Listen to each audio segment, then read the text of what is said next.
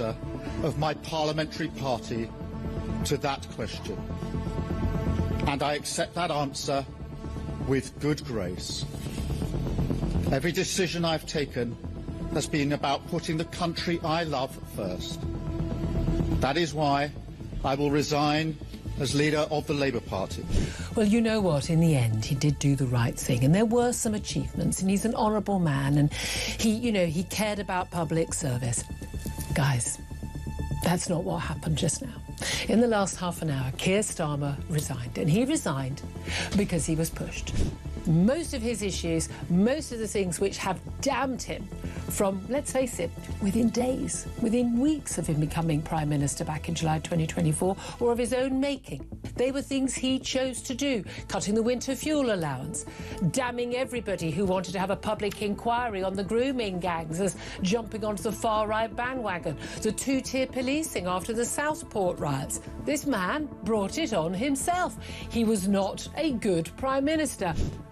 There was two things on that manifesto. One was a picture of Keir Starmer and the word change. Well, promise made and promise delivered in that sense.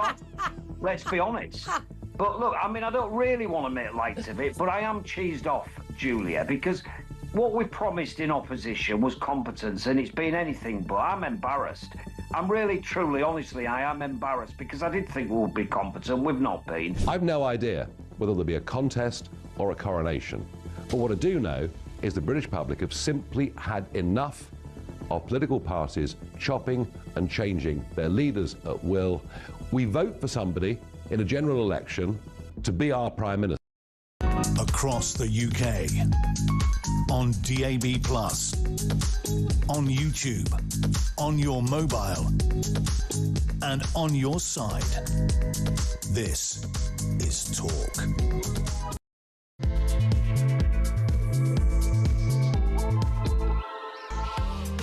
Well, a momentous day in UK politics as Keir Starmer resigns. What do you think about that, especially as Andy Burnham may well be the new Prime Minister in about 4 weeks' time, if all goes to plan with him anyway? But could there be a rearguard action from Darren Jones, the Chief Secretary to the Prime Minister and Keir Starmer's representative on earth? We will ask people who know these things, not least Patrick Maguire, the Chief Political Commentator of The Times. I want your reaction to a big day. It's been coming for a while, I think. Will you mourn Keir Starmer's political passing? Let me know your thoughts. 0344 499 1000.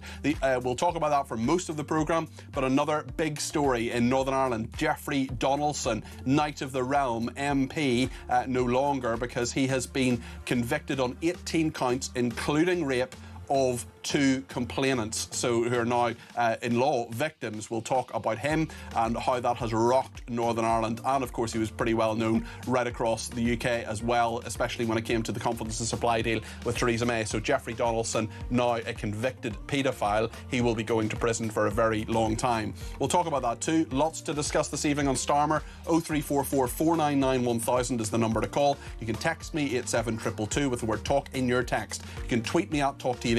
Follow me at Peter Cardwell. You can send me a WhatsApp voice note or a WhatsApp text message, or give me a ring, all on the main number 0344 499 1000. Let's get started here on the Evening Exchange.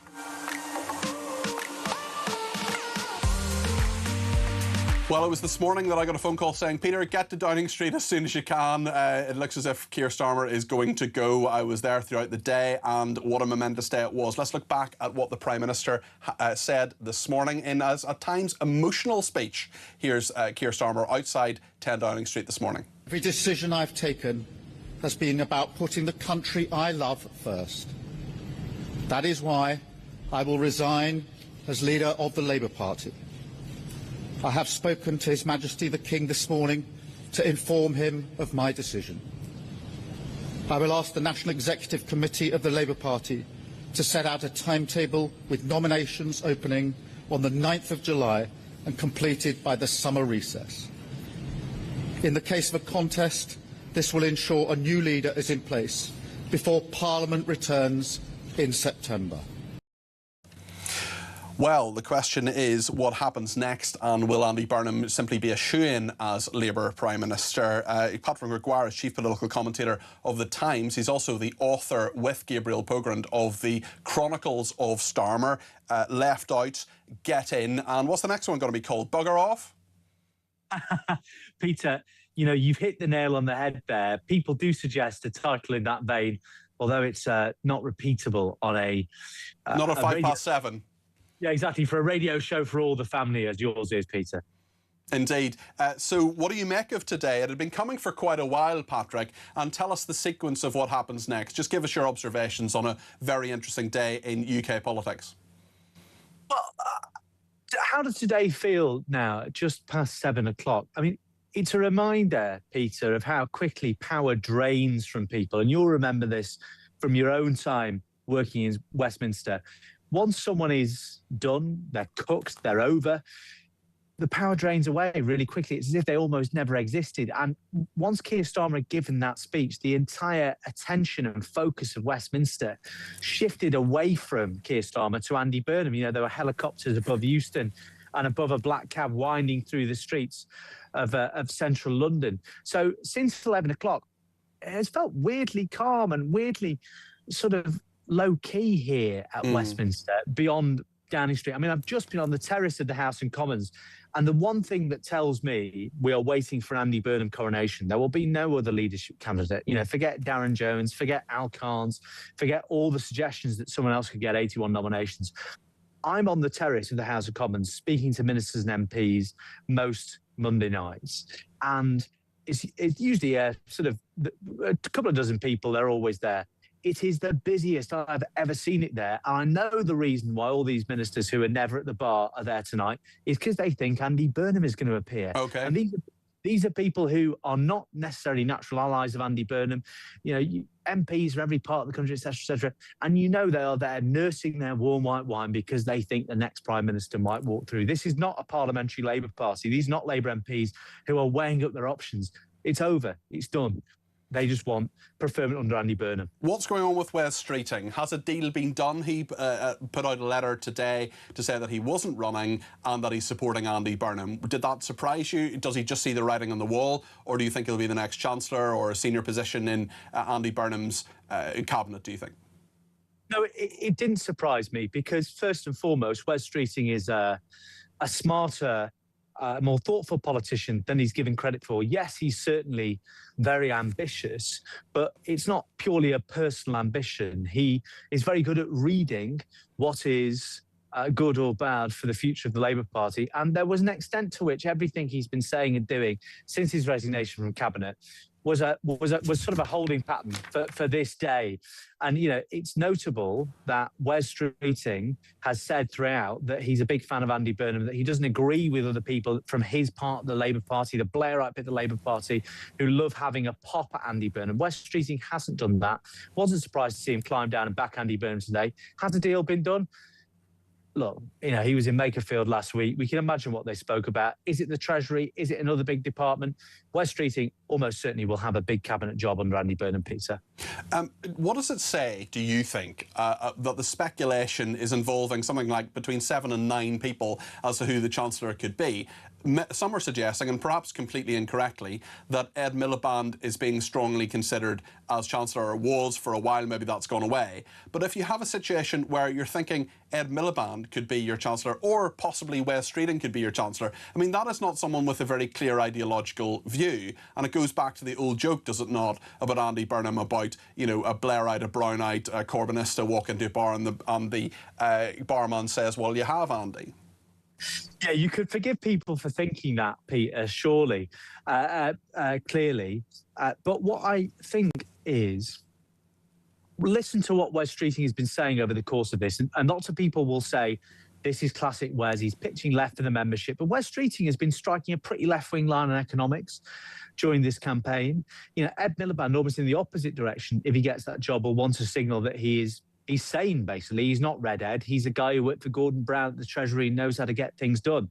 So really, I think the the debate over who the Chancellor is, the wildly different suggestions, you know, not as well as Ed and Wes, you've got Shabana Mahmood, you've got Pat McFadden, you've got Darren Jones, you've got Yvette Cooper. You know, that's a lot of conflicting images, as you say, conflicting visions of a Labour government. But you know, it is pretty clear that Andy Burnham wants to signal change from Keir Starmer's government. And the question is, does he do that by changing the presentation of the government, i.e. does he keep Rachel Reeves's fiscal rules and Keir Starmer's policies, and he just does it in a light Scouse accent with some trendy clothes on, and communicates with a public who broadly seem to like him, particularly in his part of the world, in the north of England, where reform is stealing a march? Or does he say, I'm going to change by blowing up our economic policy? So it really depends on what vision of change he's picking. Yes. And how much gravy there will be. Yes, exactly. And my personal view, and look, you know, I'll hold my hands up. This is pure conjecture on my part. I know you're often right.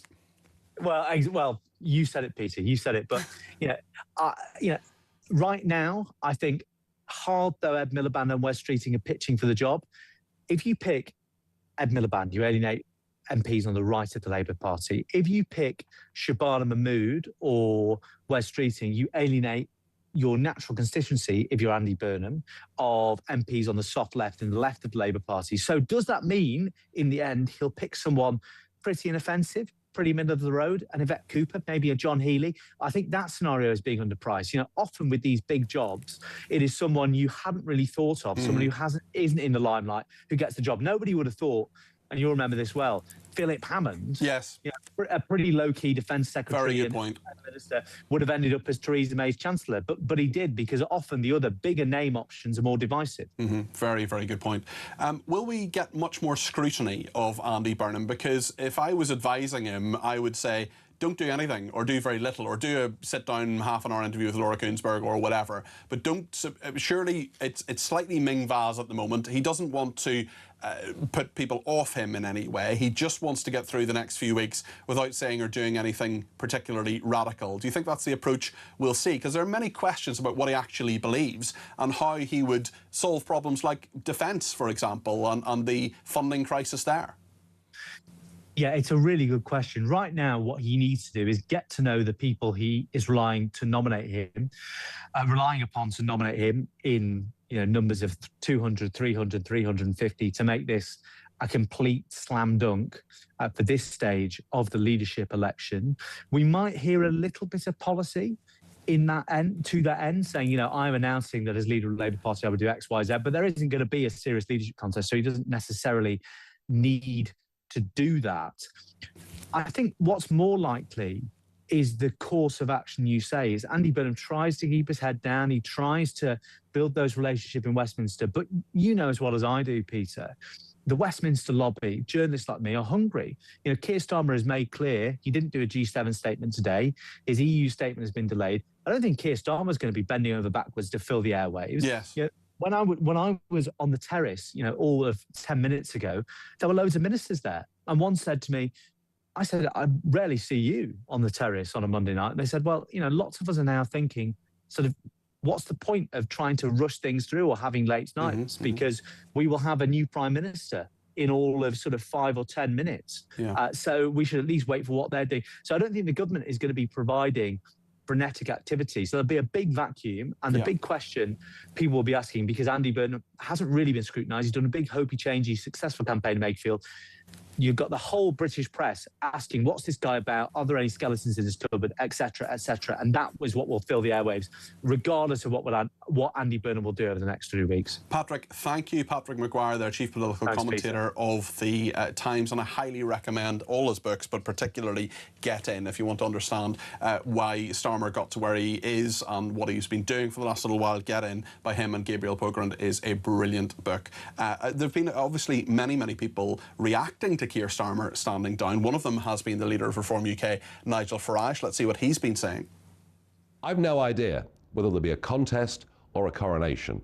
But what I do know is the British public have simply had enough of political parties chopping and changing their leaders at will. We vote for somebody in a general election to be our Prime Minister. We expect them to serve their term. And barring ill health or exceptional circumstances, what is going on here, frankly, is reminiscent of a banana republic that has totally devalued the very process of general elections and democracy. I demand, we at Reform demand, a general election. Kemi Badenoch's been reacting to. This is what she has said. We need to ask why he set out this timetable. What are we waiting for? There are critical decisions that need to be made, and the Prime Minister is setting out his farewell tour while Andy Burnham wants a summer holiday. It's really, really important that we ensure that the country is being governed. Keir Starmer has had to resign because his Defence Secretary said he was not looking after national security. Whatever happens now, we need to make sure that national security is the #1 agenda, and that means that Andy Burnham needs to explain where the money to fund our defence is coming from, and he needs to cut welfare to pay for defence. Let's speak to the Labour MP, Conor Naismith. Conor, thank you for joining me this evening. Really appreciate it. It's a very busy day for you, of course, and a momentous day for Labour. What are your thoughts? Yeah, so I think, I mean, look, I was somebody that has been calling for the Prime Minister to set out a timetable since the aftermath of the local elections. I'm pleased that the Prime Minister has done that today. I think that took courage and strength to do. He's put the country first over self-interest, and I'm glad that he's been able to do that. And I think the important thing now, frankly, is that the Labour Party gets to a smooth transition of power so that we can get back to facing the really substantial issues that are facing the country again. Why, in your view, did Keir Starmer have to go? It just became clear to me, frankly, through conversations that I'd been having on the doorstep, with my constituents and voters all over the place, that he'd lost the confidence of the country. It's not to deny that he is a man of integrity. He's a good man. I firmly believe that, and he's achieved a lot of good things. But there were mistakes made that, frankly, he just has not been able to get past. What were those mistakes? Was it Mandelson? Was it defence spending? What was it? I think all of the, both of those things, among other things. I think first impressions count, and I think that in the early days of the government, when people had voted for change, they felt that the winter fuel decision, some of the kind of mood music in the early days just didn't really strike the tone that the country wanted. It was interesting, Conor, wasn't it? I agree with all of that. Wasn't it interesting this morning when the Prime Minister said, I'm proud of keeping 500,000 children out of poverty? I mean, he didn't want to do that policy. He was persuaded because he couldn't get it through Labour MPs. And I've always found that quite curious that he says that is one of his achievements. When it comes to the things he didn't do right, for example, defence spending, what do you think Andy Burnham needs to do now to pledge? Because we've heard very little from him at any stage on defence spending. What do you as a Labour MP want to hear from the person who almost certainly will, barring a miracle, will be the next Prime Minister in about a month's time? So I think you're absolutely right. Andy is going to have to set out in the coming weeks, not months, he's going to have to do it in the coming weeks, what his prospectus is for government. And that will inevitably include the very, very important issue of that defence investment plan. And Andy's going to have to do that in the coming weeks, and I'm sure he will do that because that's what people expect. Apart from you, who should be the Chancellor? Well, look, thankfully, that's not my job to decide. But you must have an opinion. But what I would say, I think more important than having an opinion on the personalities, I think it's about what are the qualities that person should embody. And for me, the most important thing is that the Prime Minister and the Chancellor, whoever that is, are in lockstep on the issues that are of most importance to the country. I would include defence within that, but I would also, frankly, include things that I'm really excited about, that Andy's talked about during the Makerfield by-election campaign, around reindustrialisation of the North. How are we going to bring those skilled manufacturing jobs back to northern communities? And also on immigration, how are we going to continue the work that has been done to reform our immigration system, to stop the small boats crossings, and to deliver a fairer immigration system for communities up and down the country. It's interesting because Keir Starmer, of course, talked about those small boat crossings going down, immigration going down, and that's fair enough. But when you hear what Nigel Farage says, for example, on that, and particularly on Banana Republic, if there isn't an election, should there be an election, as Andy Burnham himself called for when there were changes in Conservative leadership? Well, look, I'll say firstly, it's perfectly normal for opposition parties to call for an election when there is a change, of prime minister. I completely get that. But what I would say is that Nigel Farage, I heard the clip there. He doesn't seem to understand the system that he's actually a representative within, because it's a parliamentary democracy. So did Andy Burnham not understand the system when he was calling for a general election when Conservative prime ministers changed? Because you say it's something that opposition parties do, and I totally get that, I understand that. But presumably you can see that people don't trust politicians for lots of reasons, and that's one of the reasons where they say when you're in opposition you say there's got to be an election. When it affects you, you just say, well, no, Nigel Farage is wrong. No, because the reason I made that specific point about Nigel Farage is that he said that people voted for a prime minister, and that is not the system we have. People vote for a party, for MPs that form a parliamentary party, and the parliamentary party decides the prime minister. That is the mandate. The mandate is with the Labour Party to deliver on a manifesto. For me, it's very important that what Andy does is in keeping with the spirit of the manifesto. That's what people voted for. But to suggest that because we've changed the prime minister, that inevitably means there needs to be a general election is just not true. And I would say that to Nigel Farage, his party is stuffed full of Tories who served in the last parliament, where we saw numerous changes of prime minister and there was no general election. So I think he should, look at his own parliamentary colleagues before he starts opining on those things. Speaking of parliamentary colleagues, what do you think? Isn't it a bit sad for you as a Labour MP that you look at those hundreds of people in that photograph today in Westminster Hall, the oldest part of Parliament, welcome Andy Burnham in? Do you not sort of look around and think, why is there no one here, not a single person who could be a good leader of the Labour Party? We had to turn to Andy Burnham, who until Thursday wasn't even an MP.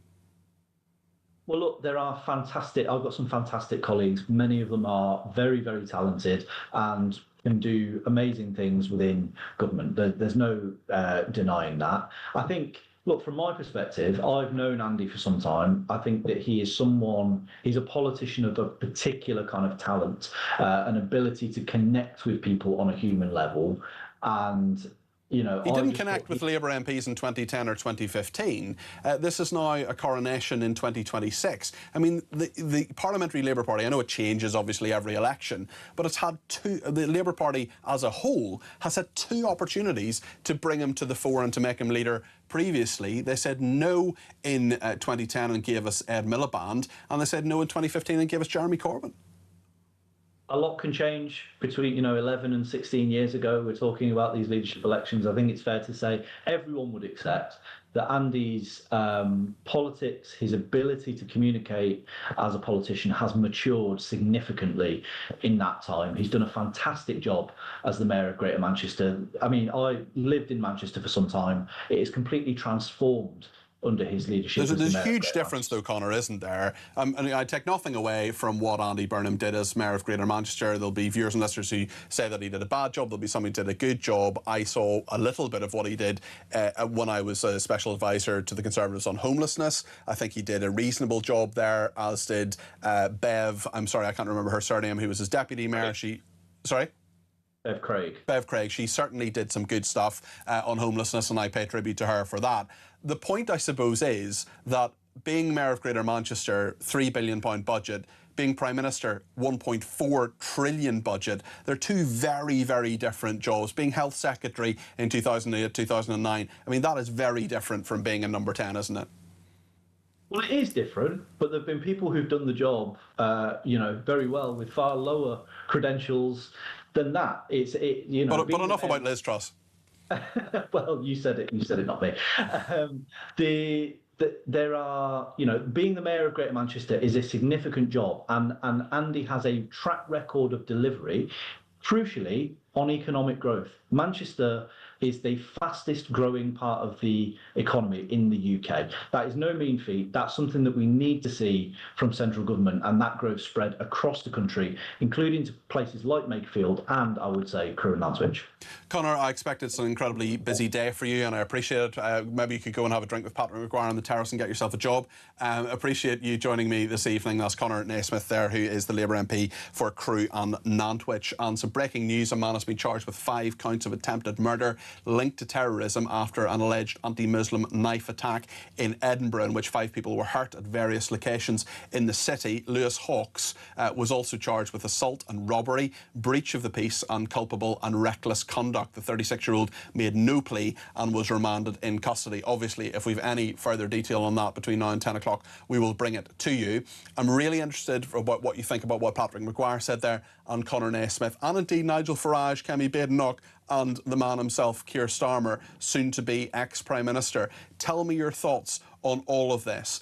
Very interesting on general election now as well. On the 20th of October 2022, the date of Liz Truss's resignation, Andy Burnham on Twitter, what did he say? Hashtag general election now. I trust in politicians, trust in politics. You know, I bang on about it an awful lot, and I just think you've got to be consistent. If you believe there should be a general election when the Prime Minister changes, that's fine. There's nothing wrong with that. That is a perfectly valid opinion. But just be consistent when it actually applies to you. And Andy Burnham already is showing he's inconsistent, already is showing that on day one of him being an MP again, is showing that he's not being consistent. He's not being truthful and straightforward. And that is all we ask as a nation.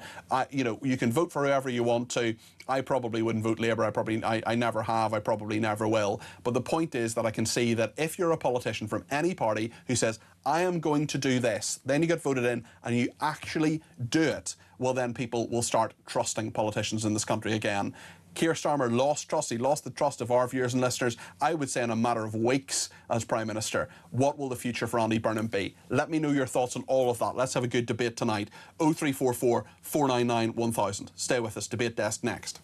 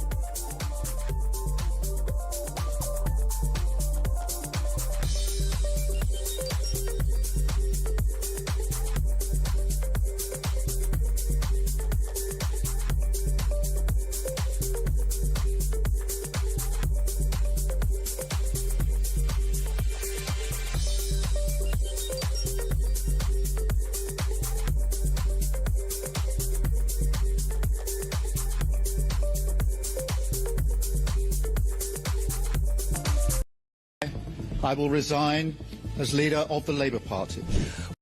What they're ashamed of is the English flag. Scottish flag, fine. Welsh flag, fine. Irish, everything like that's marvellous. But no. We can't be English. And this has been going on for a long, long time. He would be Prime Minister of the most toxic political brand in the country at the moment, which is Labour, and that is what we will be battling against. Our Prime Minister is allegedly attacked by another nation and nothing is said. This is a reminder that Russia regards the United Kingdom as a hostile power. The question my party is asking now is whether I am best placed to lead us into the next general election. I have heard the answer of my parliamentary party to that question, and I accept that answer with good grace. Every decision I've taken has been about across the UK, on DAB+, on YouTube, on your mobile, and on your side. This is Thanks everybody who's been in touch, including Mike and Lincoln. He says, good evening, Peter. Good evening, Mike. I have to admit, Mike says, to being pig sick of the hypocrisy of the likes of Burnham, Rayner and indeed probably most Labour MPs when they scream from the rooftops every time there's a change of Tory PM, that there had to be a general election. Now it's them having a coronation. Their tune changes. Hypocrites one and all. Just sick of them all, says Mike and Lincoln. Exactly the point I was making before the break, actually. Lenny in Ashford says, I believe Labour have been against fire and rehire. Will there be more hypocrisy on show? Richard in Leicester says, Keir Starmer's resignation is an illusion of democracy. His exit satisfies public anger, but the system stays intact. New faces, same donors, same policies, same insulation from voters. Brian says, good evening, Peter. Wasn't it Andy Burnham that said when Sunak became Prime Minister there should be a general election? Come on, Andy. Shows some consistency. Absolutely correct, Brian. Joanna in Salisbury says, I remember well the 60s and 70s, the fight to get back from the devastation left for the Conservatives to sort out. This is on another level, from indoctrination in schools and universities, the stranglehold on the civil service and justice. I'm very afraid of what is next. With the number of MPs they have, there's nothing to stop them. Well, Joanna, I think some good news on the way, and that is that Richard Hermer, Lord Hermer, the Attorney General, will not be the Attorney General in an Andy Burnham time as a Prime Ministerial administration, and that is something I certainly will be welcoming. Kath says, lovely to have you back. Thank you. Yeah, I had a lovely time. I was in Cornwall for a few days. Catherine, says, a question for you as to you were there this morning. What on earth was that music and singing during the Prime Minister's speech? It sounded like a Chinese communist choir. Was it a protest or someone having a laugh? It was an awful man called Steve Bray. He was the sort of stop Brexit man who shouted all the time, stop Brexit! And he just hasn't given up. I mean, it's literally 10 years tomorrow since the Brexit referendum where 17.4 million people said they wanted to leave the EU. And what he does is he plays all sorts of music at these times. Why they do it outside, I have no idea. There is a press briefing room, which you, the taxpayer, paid millions of pounds for. I think it was £9 million, something crazy like that. Why they do it outside with all these distractions, I don't know. We remember Rishi Sunak getting soaked as well. But listen, I hope that answers your question. But no, he has his big loudspeaker and plays these hugely loud songs. Actually, when the Chancellor comes out to do his or her speech, when they hold up the dispatch box and so on, he plays ABBA's Money, Money, Money, and they have a band of sort of ragtag band of protesters who really clearly just need to go and get a job and do something constructive with their life other than fighting a 10-year-old battle. But anyway, we're going to go to the debate desk now. Head of Content and Politics, Sean Hickey, is with us. Hi, Sean. How are you doing? Good to see you again, Peter. Good to see you. And the broadcaster and meteorologist, Joe Wheeler, is with us. We may well be calling on both of those skills, I would imagine, at some point. It's really flipping hot. Anyway, your reaction, Joe, you came bouncing into the newsroom with a big smile on your face. I know you're no great fan of Keir Starmer. Is today a good day for you? Well, certainly when I woke up this morning and the news broke very soon after, yes, it did put a smile on my face. But I'm also a realist, and I know that what's to come is probably going to be an awful lot worse, particularly if it's Andy Burnham. The one thing that does interest me, though, is the fact that Starmer seems to have gone through his premiership ignoring everything. You know, whatever has happened, he's just blanking the questions, blanking the interrogation, blanking any explanation at all. Now, I don't think Andy Burnham, as a northerner, a fellow northerner, I come from Manchester too, is going to be able to do that. So, if nothing else, even if not a lot else changes, I'm looking forward to more explanation of what government's doing. Is that what Starmer lacked, the communication there? The fact that, you know, he did things, but he often didn't communicate particularly well what those things were or why they mattered, for example. I mean, the one thing that really got me, I remember hearing from an insider about the winter fuel allowance, and they said, well, we've got to communicate that this is an economically necessary thing. I mean, the first thing that comes into anybody's minds is, why are you letting old people freeze? But on top of it as well, the U-turn around the winter fuel allowance as well. So it's beyond communication, it's also a lacking of conviction. You know, it was the same when it came to the two-child benefit cap. He fired how many MPs? 5, 6 MPs? Some of them went on to form your party. And at that point, you kind of just look and say, OK, so this is a man that his convictions are like water, like sand. They just sink.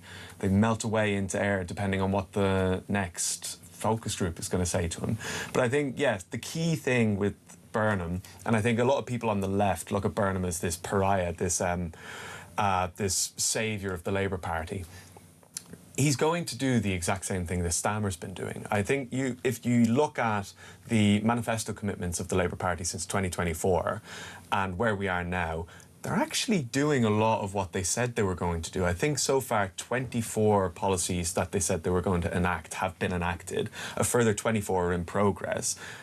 The reputation that Keir Starmer has as someone who U-turns or abolishes things, he's only abolished 6. We're talking about 48 it's things enough, though, so Joe, far. isn't it? I'm not here to defend him. I know. But, I was going to say, you know, I think whatever Starmer has done, Burnham is going to do in spades. I mean, ultimately, he's been known as a flip-flopper for a very, very long time. And, you know, his attitude towards Europe, you know, he said he wants Britain to go back into Europe, and then has denied it. I think he's U-turned on that already. He's U-turned on that one already. Well, yes, he has U-turned. But you know something? We live in an environment where if you apply for a job and your employer starts going through your Facebook or your social media or whatever to see what you've said, sorry, Burnham had said so many things in the past that he's now changed his mind on, and we're supposed to believe that actually this is going to be OK. Plenty more on Burnham in just a second. I just want to get a few more messages in. Robin says it's great that Starmer has resigned, but Burnham is not the Messiah. In fact, there was a lovely little clip at the moment where when he was swearing allegiance to the King as an MP, Andy Burnham, when someone shouted out, "You're not the Messiah," and he just said, "Naughty boy," which was rather amusing. Do we have that clip actually? We can see anyway on the screen him being sworn in as an MP as the two other. Well, I don't think those are the two people. No, they're not. They're not the two other MPs who were elected. They're his sponsors. Yes, apologies for that. I hadn't seen that because it was on Downing Street when it was happening. Robin says it's great that Starmer has resigned, but Burnham is not the Messiah. While Labour is in a government, our country will face further destruction of our economy and public services, and also our national culture. Now a general election could be disastrous. Maybe return a rainbow coalition: Labour, Lib Dems, and the Greens. The Patriot right parties must get their act together. Country before party, says Robin. Well, Robin, you bring us neatly on to our next topic after the break, which is, should there be a general election? What do you think about that? 0344 499 1000. And thank you to Catherine, who's got back in touch from Cardiff, who says thanks for the explanation. Lots more to come on Burnham, on Starmer, and what you think of it all. We'll be back with Sean and Joe in just a second. Stay with us.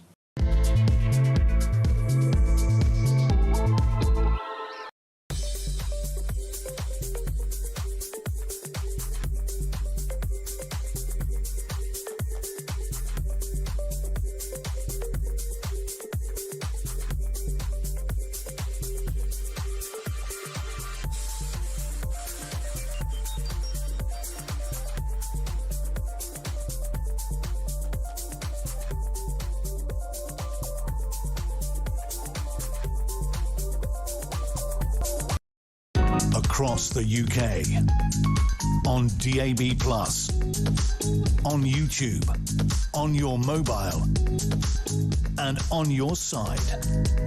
This is Talk. We're talking about Ode to Joy, which was the Beethoven's 9th Symphony, which was what was played over Keir Starmer today. That is the national anthem, of the European Union. Leslie says, what does it say about Labour MPs if they had to resort to looking outside of Parliament to find a new PM, someone not even an MP? It's a really good point, Leslie. Kevin in East Sussex says, the first lie Burnham told was the Makerfield, in that there was a way to make Makerfield, in that he was there to make Makerfield better. The very second he announced he wanted to be in London and Downing Street. It is incredible. Dave in New Zealand says Keir's final U-turn after saying he would fight for his position. And Becca says nobody voted for Burnham 2 years ago, so if he's been bussed in on 24,000 votes, we need a general election. Well, Nigel Farage certainly would agree with Becca, the leader of Reform UK, probably feeling a bit bruised at the moment, I would imagine, certainly when it comes to their pretty bad performance in Makerfield. This is what the leader of Reform UK said. I've no idea whether there'll be a contest or a coronation.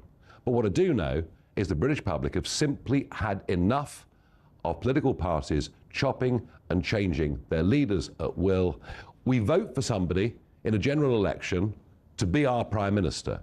We expect them to serve their term. And barring ill health or exceptional circumstances, what is going on here, frankly, is reminiscent of a banana republic that has totally devalued the very process of general elections and democracy. I demand, we at Reform demand, a general election. Nigel Farage, the leader of Reform UK, and as somebody who hasn't eaten since breakfast, I kind of fancy a banana. Sean, tell me your thoughts. Should there be a general election? I think the environment that we're in, where we're having, Burnham's going to be the 7th Prime Minister in 6 years. I think in an ordinary democracy, you needn't have a general election every single time that happens. It would be absurd, I think, if the United Kingdom had 7 general elections in the last 6 years. But I do think that the Labour Party, particularly when they were talking about the chaos the Conservatives were presiding over post-Brexit, whether it was May, Johnson, Truss, Sunak, they should practice what they preach a small bit here. And whether they call a general election or not is going to be a different story. I can't imagine someone like Andy Burnham doing so. What's he going to say to those MPs who are all standing behind him in that photograph? Let's see that photograph on the screen again if we can. There was hundreds of Labour MPs who were there welcoming him to Parliament today, did a selfie, did all these photographs with him. There he is doing the selfie with all these hundreds of people smiling. Give me a job, Andy. It is nearly I mean, it is a bit cultish. Is he going to say to them, to those people standing behind him, all those MPs, actually, let's have a general election. By the way, most of you probably won't have a job at the end of it. I mean, he's not going to do that, Joe, is he? No, I wouldn't have thought so. I am quite impressed that he's got a suit on. That's good to see, because there were some concerns that he wouldn't. It's a very interesting one, this one, because of the Makerfield results. I mean, Andy Burnham won, and, you know... He did very well. He took 55% of the vote. We've got to give that to him. Yeah, he did. But, you know, in the run-up to it, we're going reform, restore. We know that they both have a following. There was a worry about splitting the vote on the right. But he overtook them both. If you add reform and restore together, you still, Andy Burnham still beat them. As well. In the by-elections that happened that day, you had Aberdeen South, Stephen Flynn's former constituency, where Reform came 3rd in that. Now, the Conservatives took it. It was expected that it was going to remain as an SNP seat, or even Reform would take it, with it being an oil refinery Reform have done pretty badly you know. recently. Yes, they have. But I do feel that what happened at Makerfield was an endeavour to get Starmer out under any circumstances and do it There'll the be a lot of surest tactical voting, way. definitely. Yeah, so the surest way to get him out was to vote for Burnham. Yeah, but it doesn't alter the fact that we're entering into a whole new era of politics, where it's not just Conservative, it's not just Labour. There are other parties, and once you've opened your mind to the fact that it's not just one or the other, it's not a two-horse race. And Reform UK doing really well in the polls, still the strongest party in the polls. Restore Britain as well went from 0 to 7%, first time they were in a national election. That could be very interesting and significant as well as time goes on. The Greens didn't do well in that by-election, certainly, but it is a very different political system, Sean, that Andy Burnham could, in theory, go for a general election. He will have to face a general election, unless they get rid of him before 2029, of course. Well, I mean, if we're talking about the scenario where he does call a general election, I think it's quite interesting, considering we still have first past the post in this. I mean, we're talking about Restore Britain. The last poll of polls had, I think, 31% for Reform, and then it dropped all the way down to 27 after the surge of Restore Britain. So you are talking about a voting system that will actually be detrimental to Reform UK. Now you've got the presence of someone like Rupert Lowe further to his right, if you could even imagine that. Well, I think you can. I think there are clear differences between Restore Britain and Reform UK. No, of course, but there was a beginning phase in how the press were talking about Reform UK. That there's now a new foundation. When they didn't understand it. Yeah. So we're now in a world where I think if someone like Andy Burnham is going to the polls and you've got like a 2019-esque scenario where people like the Green Party or the Lib Dems and Labour turn around and say, well, you're guaranteed to win here, you're guaranteed to win here, you're guaranteed to win here, we won't stand. And you end up having, as one of your callers or texters said earlier on, that you may have this rainbow coalition afterwards. And it, again, would be all down to a gripe between Rupert Lowe and Nigel Farage that ended up in what was thought in 2025 that Reform would storm the next general election to end up being the collapse of the Reform Party. I think I don't think it's collapsed, but I do think there will be a hung parliament. I've said that for a long time, though. I think there'll be a hung parliament. Joe, we definitely want to talk more politics. We're also going to talk about Jeffrey Donaldson as well, the leader of the DUP in Northern Ireland. Absolute earthquake there politically when he resigned, and he's now been convicted on 18 different charges, including rape of a minor. He is a paedophile and he will go to prison for a very long time. We'll talk about that in just a second, but I just want to bring your knowledge of the weather and also your knowledge of dogs, because I know you're a big dog lover. I'm a big animal person too. Angie has been in touch, says, "Hi Cardi P. Kevin warned about the risk to dogs being walked in this heat, but can you tell everyone all animals need extra water and shade in this heat? My cats have been drinking more as they're indoor cats. We have fans to cool them down. Please, everyone, stay safe and keep your pets safe. It is going to get really hot over the next few days. Don't leave dogs in cars. Give them lots of extra water. Look after them." Joe? Don't even take your dogs in cars. Right. Over the next few days, if you can possibly help it. I mean, you know, if you've got a vet's visit, well, then you've got a vet's visit. Get them in, get them out, you know, really, really quickly. Because actually, you know, and always when there are weather warnings, people go, "It's summer, get over it." And I understand that. I genuinely do. But this time, it's not just the heat. Back in 2022, when we had the UK's highest ever temperatures of 40.3 at RAF Coningsby, it was with 5% humidity. Now we're looking at temperatures in the mid to late 30s with 25% humidity. Okay. So, you know, often when we talk about the heat not being so pleasant in this country and being better abroad, it's because they've got lower humidity. And now we've got this extremely high humidity and no respite at night either, because we're looking at some tropical nights. I think about at 8 o'clock this morning, I looked at the temperatures. Everywhere from Liverpool across to Hull southwards was around 18, 19 or above 20. Add to that the humidity and there is no respite whatsoever. So, I mean, it isn't just the animals, it's humans as well. Of course, yeah. And it is that heat-humidity combo, yeah, which is causing issues, not just the heat. It's not just like, it's a warm summer, get over it. Sure, there's a lot to think about. Joe, thank you for that. Joe has many strings to her bow, but she's a qualified meteorologist. We'll come back and talk about those other topics in just a second. Love to know what you think of all of it. 0344 499 1000. Do you think Andy Burnham is going to improve things in this country? Do you think things are going to get better because he's going to be the Prime Minister? Joe's shaking her head. Stay with us. 0344 499 1000.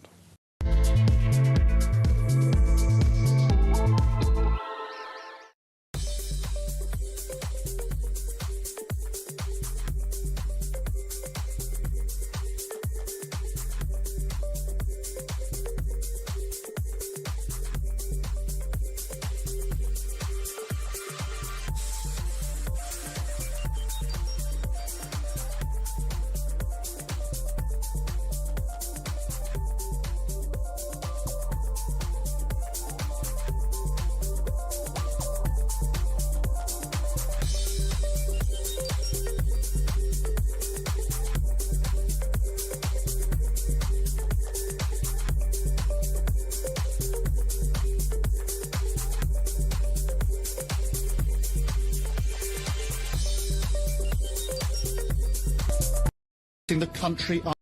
What they're ashamed of is the English flag. Scottish flag, fine. Welsh flag, fine. Irish, everything like that's marvellous. But no. We can't be English. And this has been going on for a long, long time. He would be Prime Minister of the most toxic political brand in the country at the moment, which is Labour. And that is what we will be battling against. Our Prime Minister is allegedly attacked by another nation and nothing is said. This is a reminder that Russia regards the United Kingdom as a hostile power. The question my party is asking now is whether I am best placed to lead us into the next general election. I have heard the answer of my parliamentary party to that question, and I accept that answer with good grace. Every decision I've taken has been about putting the country I love first.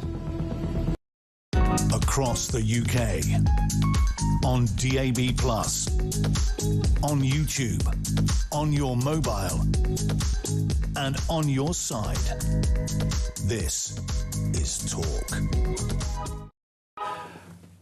Lots to discuss, and Tony says Starmer hasn't cried as much as we have over the past 2 years. Actually, this was a very interesting moment with Starmer. So many people say so robotic and very unhuman in many ways. We can actually look at just a little clip of part of his resignation speech today where he paid tribute to his wife and family.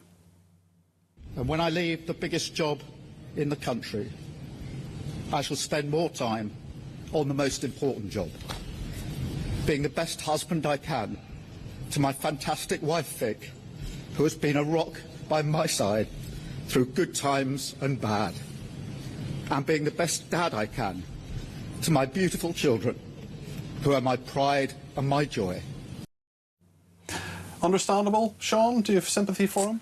Yeah, of course. I mean, when you look at how Theresa May ended her time in office as well. The country I love. It's heart-wrenching, you know, but I think as well, it's strange to see how long it went on for. I think if you're rehearsing that as well, it's an interesting one to see how probably the rehearsals didn't go as well as the execution itself. Well, indeed. But look, you can have sympathy for him, absolutely. Joe? No, you can't have sympathy for him, I'm sorry, no. Every decision he has taken has been putting the country I love first. I don't think so. I found it really weird when he said things like, you know, the economy is in a much stronger position, our international reputation is restored. I just thought, really? Where have you been for the last it's like I 2 say, years? Sorry, his premiership has been punctuated by this. There have been the most appalling things that have happened. It's like, we do not want speculation on this. We do not want that. We're not talking about this. You know, whatever has happened, and I'm not going to mention specific things, but, you know, there are specific things around him that have happened where we're not allowed to ask any questions, and still not. Yeah, and it's just like, you know, this is the country that I love. I'm going to be with my wife, my children. Excuse me, I've got questions about that as well. Yeah, I have a lot of questions, and those crocodile tears, sorry, absolutely You're not convinced. You're not convinced. Sean, in terms of what happens next and what Starmer should do next, I mean, there's been some speculation that he can end up as Foreign Secretary even. Should he go off to the UN, or should he just sit down and be quiet? Well, I think the one that a lot of people, you might laugh, but I do think that a lot of people have said that the one saving grace of Starmer's tenure has been how he's conducted himself on the international stage. Do you agree with that? Well, I think when you look at his initial foray into how the Strait of Hormuz crisis was going about, whether it was taking kind of like the French stance in 2003, where there was a reticence to let America use things like the RAF bases in the UK, or places like the Chagos Islands to use as jumping off points to engage in that war. I think it was quite respectable at the time. However, he did U-turn on that as well. I think the way that he has conducted himself in the European Union, with partners in the European Union when it comes to the closer alignment, which frankly, we're coming up to 10 years since Brexit now.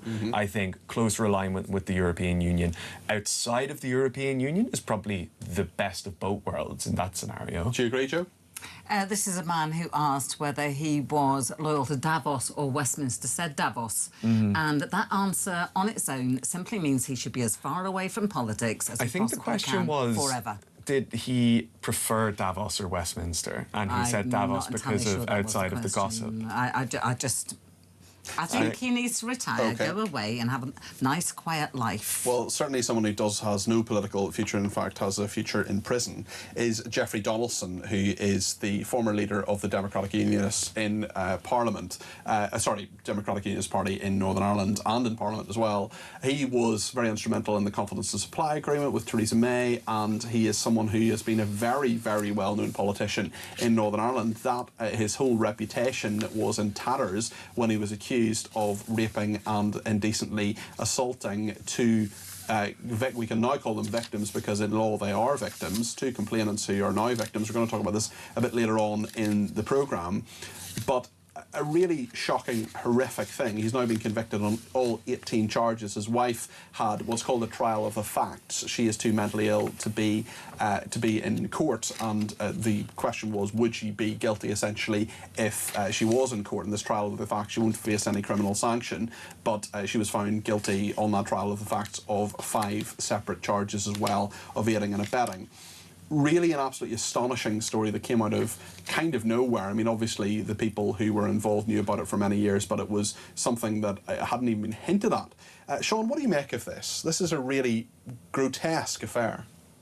Absolutely. I mean, someone like Jeffrey Donaldson has been intrinsic to Irish politics and British politics for as long as I've been around. I mean, he was a election agent to Enoch Powell when he was an Ulster Unionist MP. It goes back as long as that. He was also 40 years. A big protest within the UUP, I think, during the signing of the Good Friday Agreement. That's right. He walked out. Yeah. Walked out, became a staple of the Democratic Unionist Party because their philosophy is that they don't agree with the Good Friday Agreement. The case itself is horrific. I remember when it first came out, I think it was 2 Easters ago, that he was going to be charged. That when you see someone, particularly when you're talking about Theresa May as well, the significance of the DUP in that government, I think it was 2 billion that the DUP got as part of it. It was 1 billion, I beg your pardon. As part of that this is a big political heavyweight in Westminster and in Stormont, and for that matter as well in Dublin as well. Yes. That can then just do evil things like this. It's horrific, and it goes beyond any semblance of civilised conversation. I mean, raping a child, he'll be sentenced at a later date, but he has been convicted by a jury. Joe, what's your reaction? Well, these two victims didn't report anything until 2024, I think, which means that obviously it has actually been dealt with quite promptly. It is a historic crime. What concerns me, you know, we were there for it was Operation Grange, which was Saville and Rolf Harris and, you know, all these people who are held in great esteem in media circles who have now fallen. And by the public guilty. as well. Well, yeah, absolutely. And the thing is, when you have politicians, surely, of anybody, these are people you should be able to trust. Totally. Yeah, and so, you know, it is shocking, but it also makes you think, how many more are there? How many more are there? And it's kind of weird for any journalist. I mean, I interviewed Jeffrey Donaldson many times on both sides of the Irish Sea. I bump into him every now and again, always very affable, friendly kind of person. He certainly wasn't a friend of mine, but I knew him, and he was sort of reasonable, would answer your call and talk to you and all the rest of it, even as leader of the DUP. We don't really ever know anybody, do we? We don't ever really know what goes on behind closed doors. It has now come out with him, but there's so many more questions. He was a trade envoy, for example. He was in London a lot of the time as an MP from Northern Ireland. So there are lots of questions about what else he may have done and whether there are more crimes or things to be answered, Joe. I think there is an element of people, whether they be high up in politics or to hold esteemed positions in society, who somehow think they're above the law. You know, as I say, the media has got its fair share of people. Well, it takes a huge amount of arrogance, doesn't it? It takes a huge amount of arrogance and cruelty, and so much of paedophilia is about power as well, and that's clearly what he wanted to exert. Yes. You know, which is absolutely horrendous. You know, you get all sorts of reports being commissioned by all sorts of people. Somebody should be looking into this as to why people in these positions of authority believe they can or should, and why they'd want to in the first place, and just try and put an end to it, because we don't seem to be seeing an end to it. Sean, what do you make of the fact that Jeffrey Donaldson's wife was happy to cover this up? She's been convicted in this trial of the facts on 5 aspects, because really, when it comes to children who were both the complainants were children when they were abused, when he acted as a paedophile, and that was covered up by Jeffrey Donaldson's wife. I mean, it just doesn't bear thinking about. No, it's horrific. And I mean, when we're talking about, I think her trial as well was also not a criminal trial. Yeah, trial of the facts, as it's called, yeah. And I just find all of it horrific. And I mean, when you're talking about the wife of the complainant, or the wife, I beg your pardon, of the perpetrator, at the time is acting as a paedophile, and you're willing to cover up the paedophilia that he's enacting on these victims.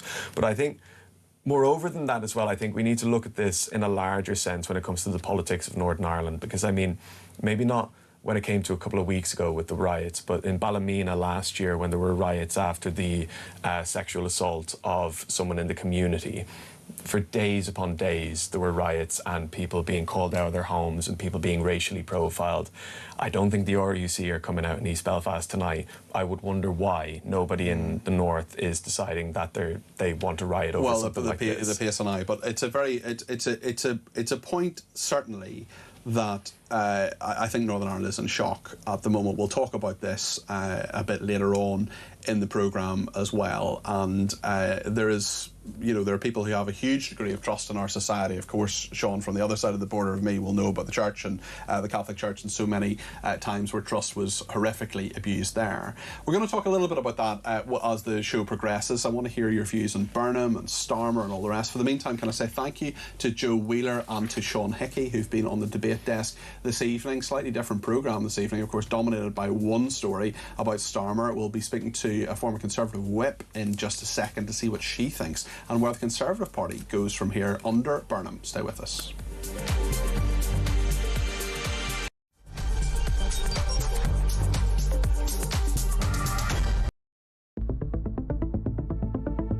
The question my party is asking now is whether I am best placed to lead us into the next general election. I have heard the answer of my parliamentary party to that question, and I accept that answer with good grace.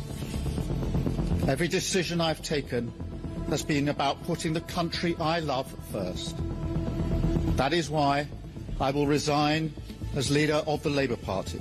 Well, you know what? In the end, he did do the right thing, and there were some achievements, and he's an honourable man, and he cared about public service. Guys, that's not what happened just now. In the last half an hour, Keir Starmer resigned, and he resigned because he was pushed. Most of his issues, most of the things which have damned him from, let's face it, within days, within weeks of him becoming Prime Minister back in July 2024, or of his own making. They were things he chose to do, cutting the winter fuel allowance, damning everybody who wanted to have a public inquiry on the grooming gangs as jumping onto the far-right bandwagon, the two-tier policing after the Southport riots. This man brought it on himself. He was not a good Prime Minister. There was two things on that manifesto. One was a picture of Keir Starmer and the word change. Well, promise made and promise delivered in that sense. Let's be honest. But look, I mean, I don't really want to make light of it, but I am cheesed off, Julia, because what we promised in opposition was competence, and it's been anything but. I'm embarrassed. I'm really, truly, honestly, I am embarrassed, because I did think we would be competent. We've not been. I've no idea whether there'll be a contest or a coronation. But what I do know is the British public have simply had enough of political parties chopping and changing their leaders at will. We vote for somebody in a general election to be our Prime Minister. We expect... Across the UK, on DAB+, on YouTube, on your mobile, and on your side. This is Talk.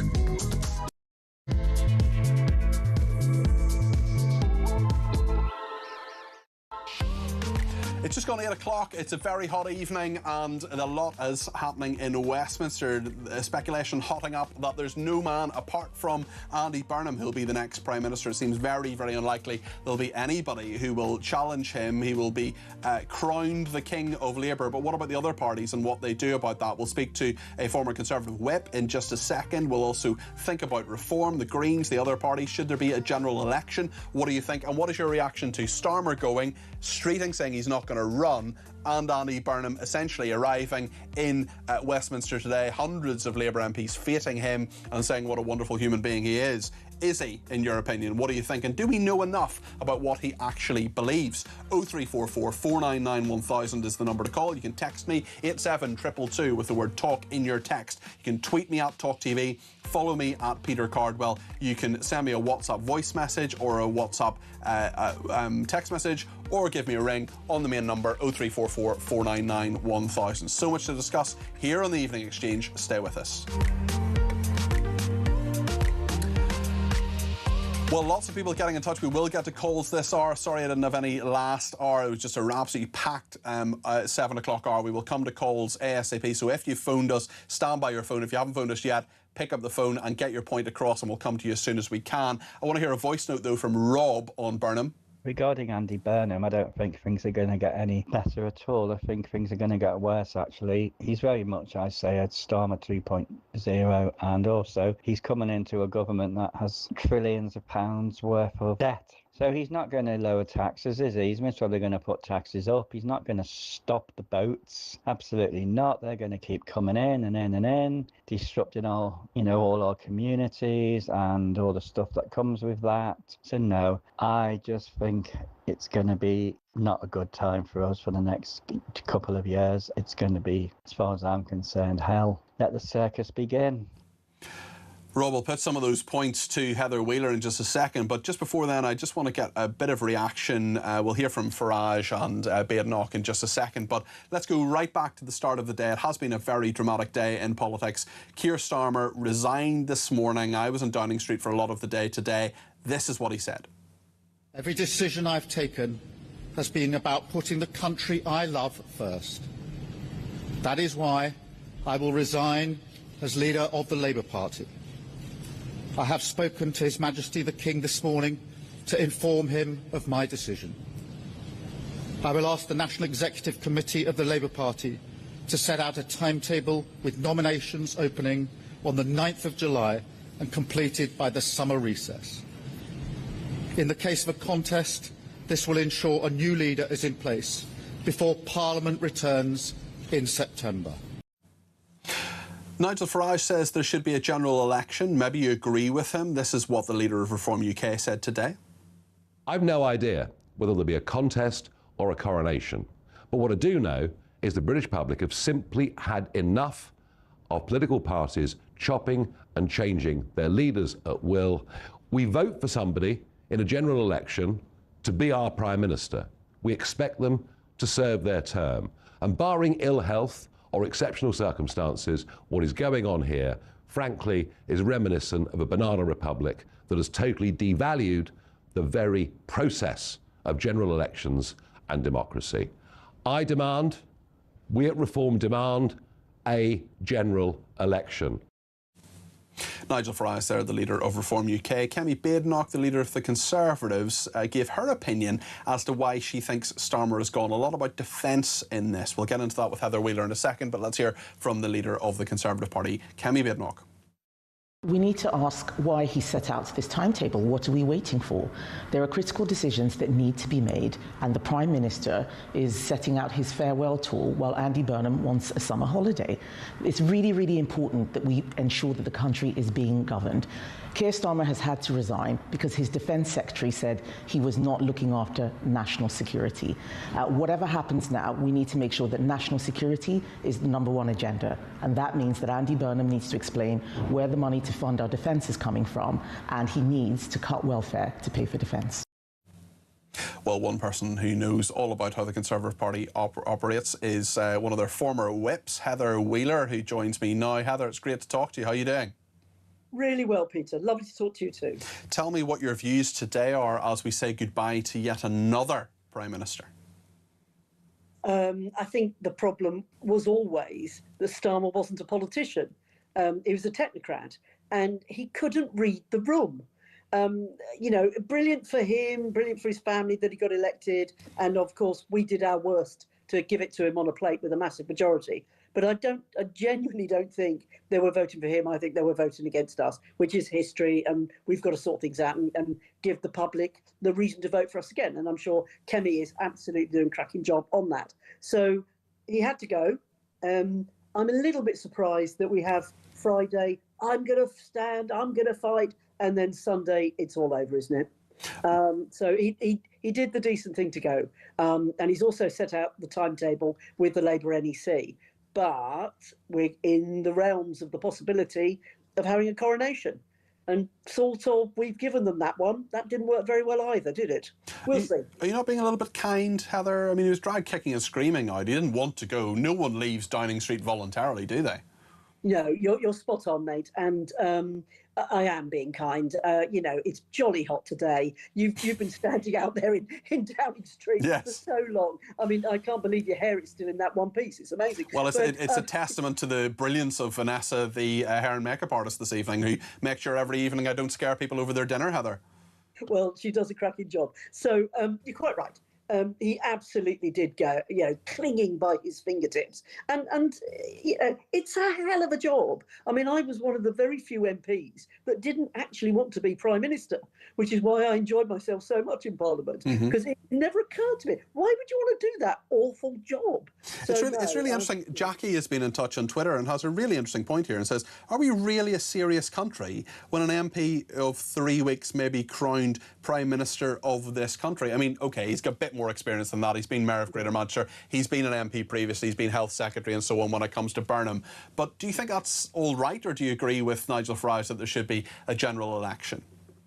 I agree with the framework that Kemi has set out, that this all came about because his Defence Secretary resigned. John Healey is a man of honour. I remembered working with him really closely in Parliament. He absolutely has honour to his fingertips. And if he said that Starmer couldn't find in the money for defence, then the game's up. So whatever's going on behind the scenes with all of the horse trading that's going on, as you say, from the Whip's office, apparently I know about this stuff. So with all the horse trading that's going on, without a doubt, if John Healey cannot get the money for the defence to keep our nation safe, then whatever Burnham does, then he'll only be there. I don't think he'll be there longer than 9 months. We also find the money. We also just don't know what he thinks about defence or defence spending. There's a lot in which Andy Burnham, after quite a long time actually in politics, is an unknown quantity in many regards. Do you have concerns over that? Well, I do. And Peter, we go back to housing and local government days when you were the SPAD. Yeah. And we gave Andy Burnham £26 million as Mayor of Manchester. I remember. To sort out rough sleeping, to sort out homelessness in, emergency homelessness in Manchester. And, Andy Street in Birmingham had 21 million, and he did a cracking job. Does anybody think that Andy Burnham has actually sorted out homelessness in Manchester? I don't think so. He perhaps made some progress, but you're absolutely right. There was a lot more made by Andy Street. If you were advising Kemi Badenoch right now, how would you ask her and how would you suggest to her that she deals with Andy Burnham, who she will almost certainly see across the dispatch box at Prime Minister's questions? Well, first of all, I hope that there is an opportunity for them to meet privately, because I don't think Kemi will have had any interaction with him at all. I mean, I'm long enough in the tooth to have been in there and been doing things with him, both in Parliament before he left in 2017, and then after, at Housing and Local Government. So, I mean, I see the cut of his jib and I can see what he's like. But the reason why he survives is because he's always been able to have good people around him. Now, the reason why Starmer has failed is because really bad decisions were made, and rats leaving a sinking ship disappeared, and he made them fall on their swords before he left himself. And I think that's going to be his legacy. That's what people will remember. Very interesting, Heather. Thank you very much, Heather Wheeler there, former Assistant Government Whip in the Conservatives and MP for many years here. I worked with actually when I was a special advisor. So very interesting to see. How do you think Kemi Badenoch and actually Nigel Farage and other leaders as well will interact with Andy Burnham? What should they say? What should they do? How can they actually know how to deal with someone who's still a bit of an unknown quantity? With Starmer as well, will there be tributes on Wednesday, or will Kemi Badenoch go for the jugular? As you may know, each Wednesday, not last Wednesday because it was on holiday, but most Wednesdays when there are Prime Minister's questions, I'm on Julia's show on Wednesday at 12 for half an hour, going through all of that. We watch the exchanges, any significant exchanges. We do the whole thing between Kemi Badenoch and Starmer, soon to be Burnham, and if there are any other significant people, we of course, significant questions, we of course tell you all about those. Angie says, I don't think you're giving Starmer the respect he deserves. Don't forget breakfast clubs.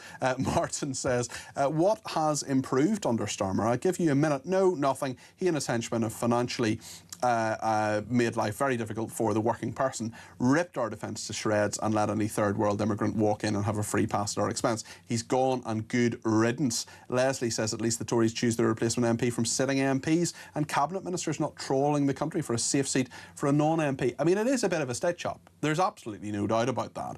Leslie also says, do the 25,000 voters in Makerfield know any policies or plans Burnham has for the country? The rest of us certainly don't. How is it right that Burnham can waltz into number 10 without scrutiny from the electorate for his policies? Graham says Andy Burnham will be Larry the Cat's 7th Prime Minister. Someone should write a book about him and other parliamentary animals, says Graham in Bushy. Graham, that is a really good idea, actually. I wonder what sort of incredibly handsome, no doubt very intelligent person would do that. We'll get your calls next. Lots of people want to get on the air, and I want to make sure I get as many of you on the air between now and 10. If you want to give me a ring, the number is 0344 499 1000. Stay with us.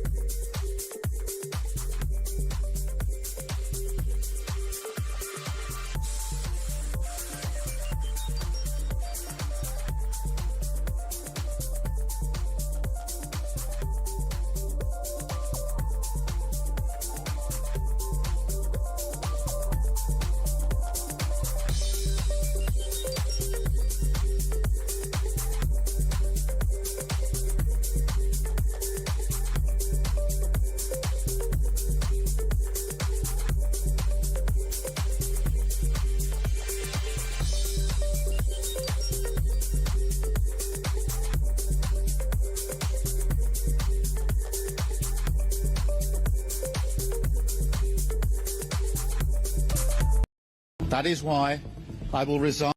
What I'm ashamed of is the English flag. Scottish flag, fine. Welsh flag, fine. Irish, everything like that's marvellous. But no. We can't be English. And this has been going on for a long, long time. He would be Prime Minister of the most toxic political brand in the country at the moment, which is Labour, and that is what we will be battling against. Our Prime Minister is allegedly attacked by another nation and nothing is said.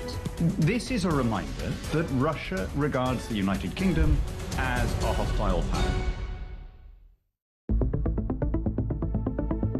The question my party is asking now is whether I am best placed to lead us into the next general election. I have heard the answer of my parliamentary party to that question, and I accept that answer with good grace. Every decision I've taken has been about putting the country I love first. Across the UK, on DAB+, on YouTube, on your mobile, and on your side. This is Talk.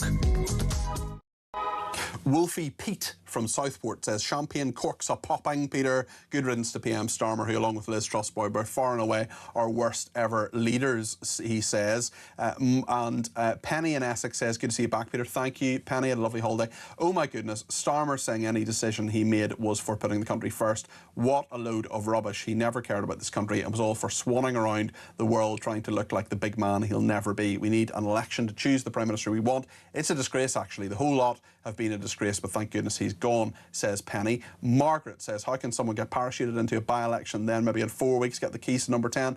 It is bonkers. He has no manifesto. We need to hear if he has a plan to fix this country. Stephen Bromsgrove, the Burnham thing is performative gaslighting, says Steve. 40% of what taxes are spent is on through 200 quangos, no ministerial control at all.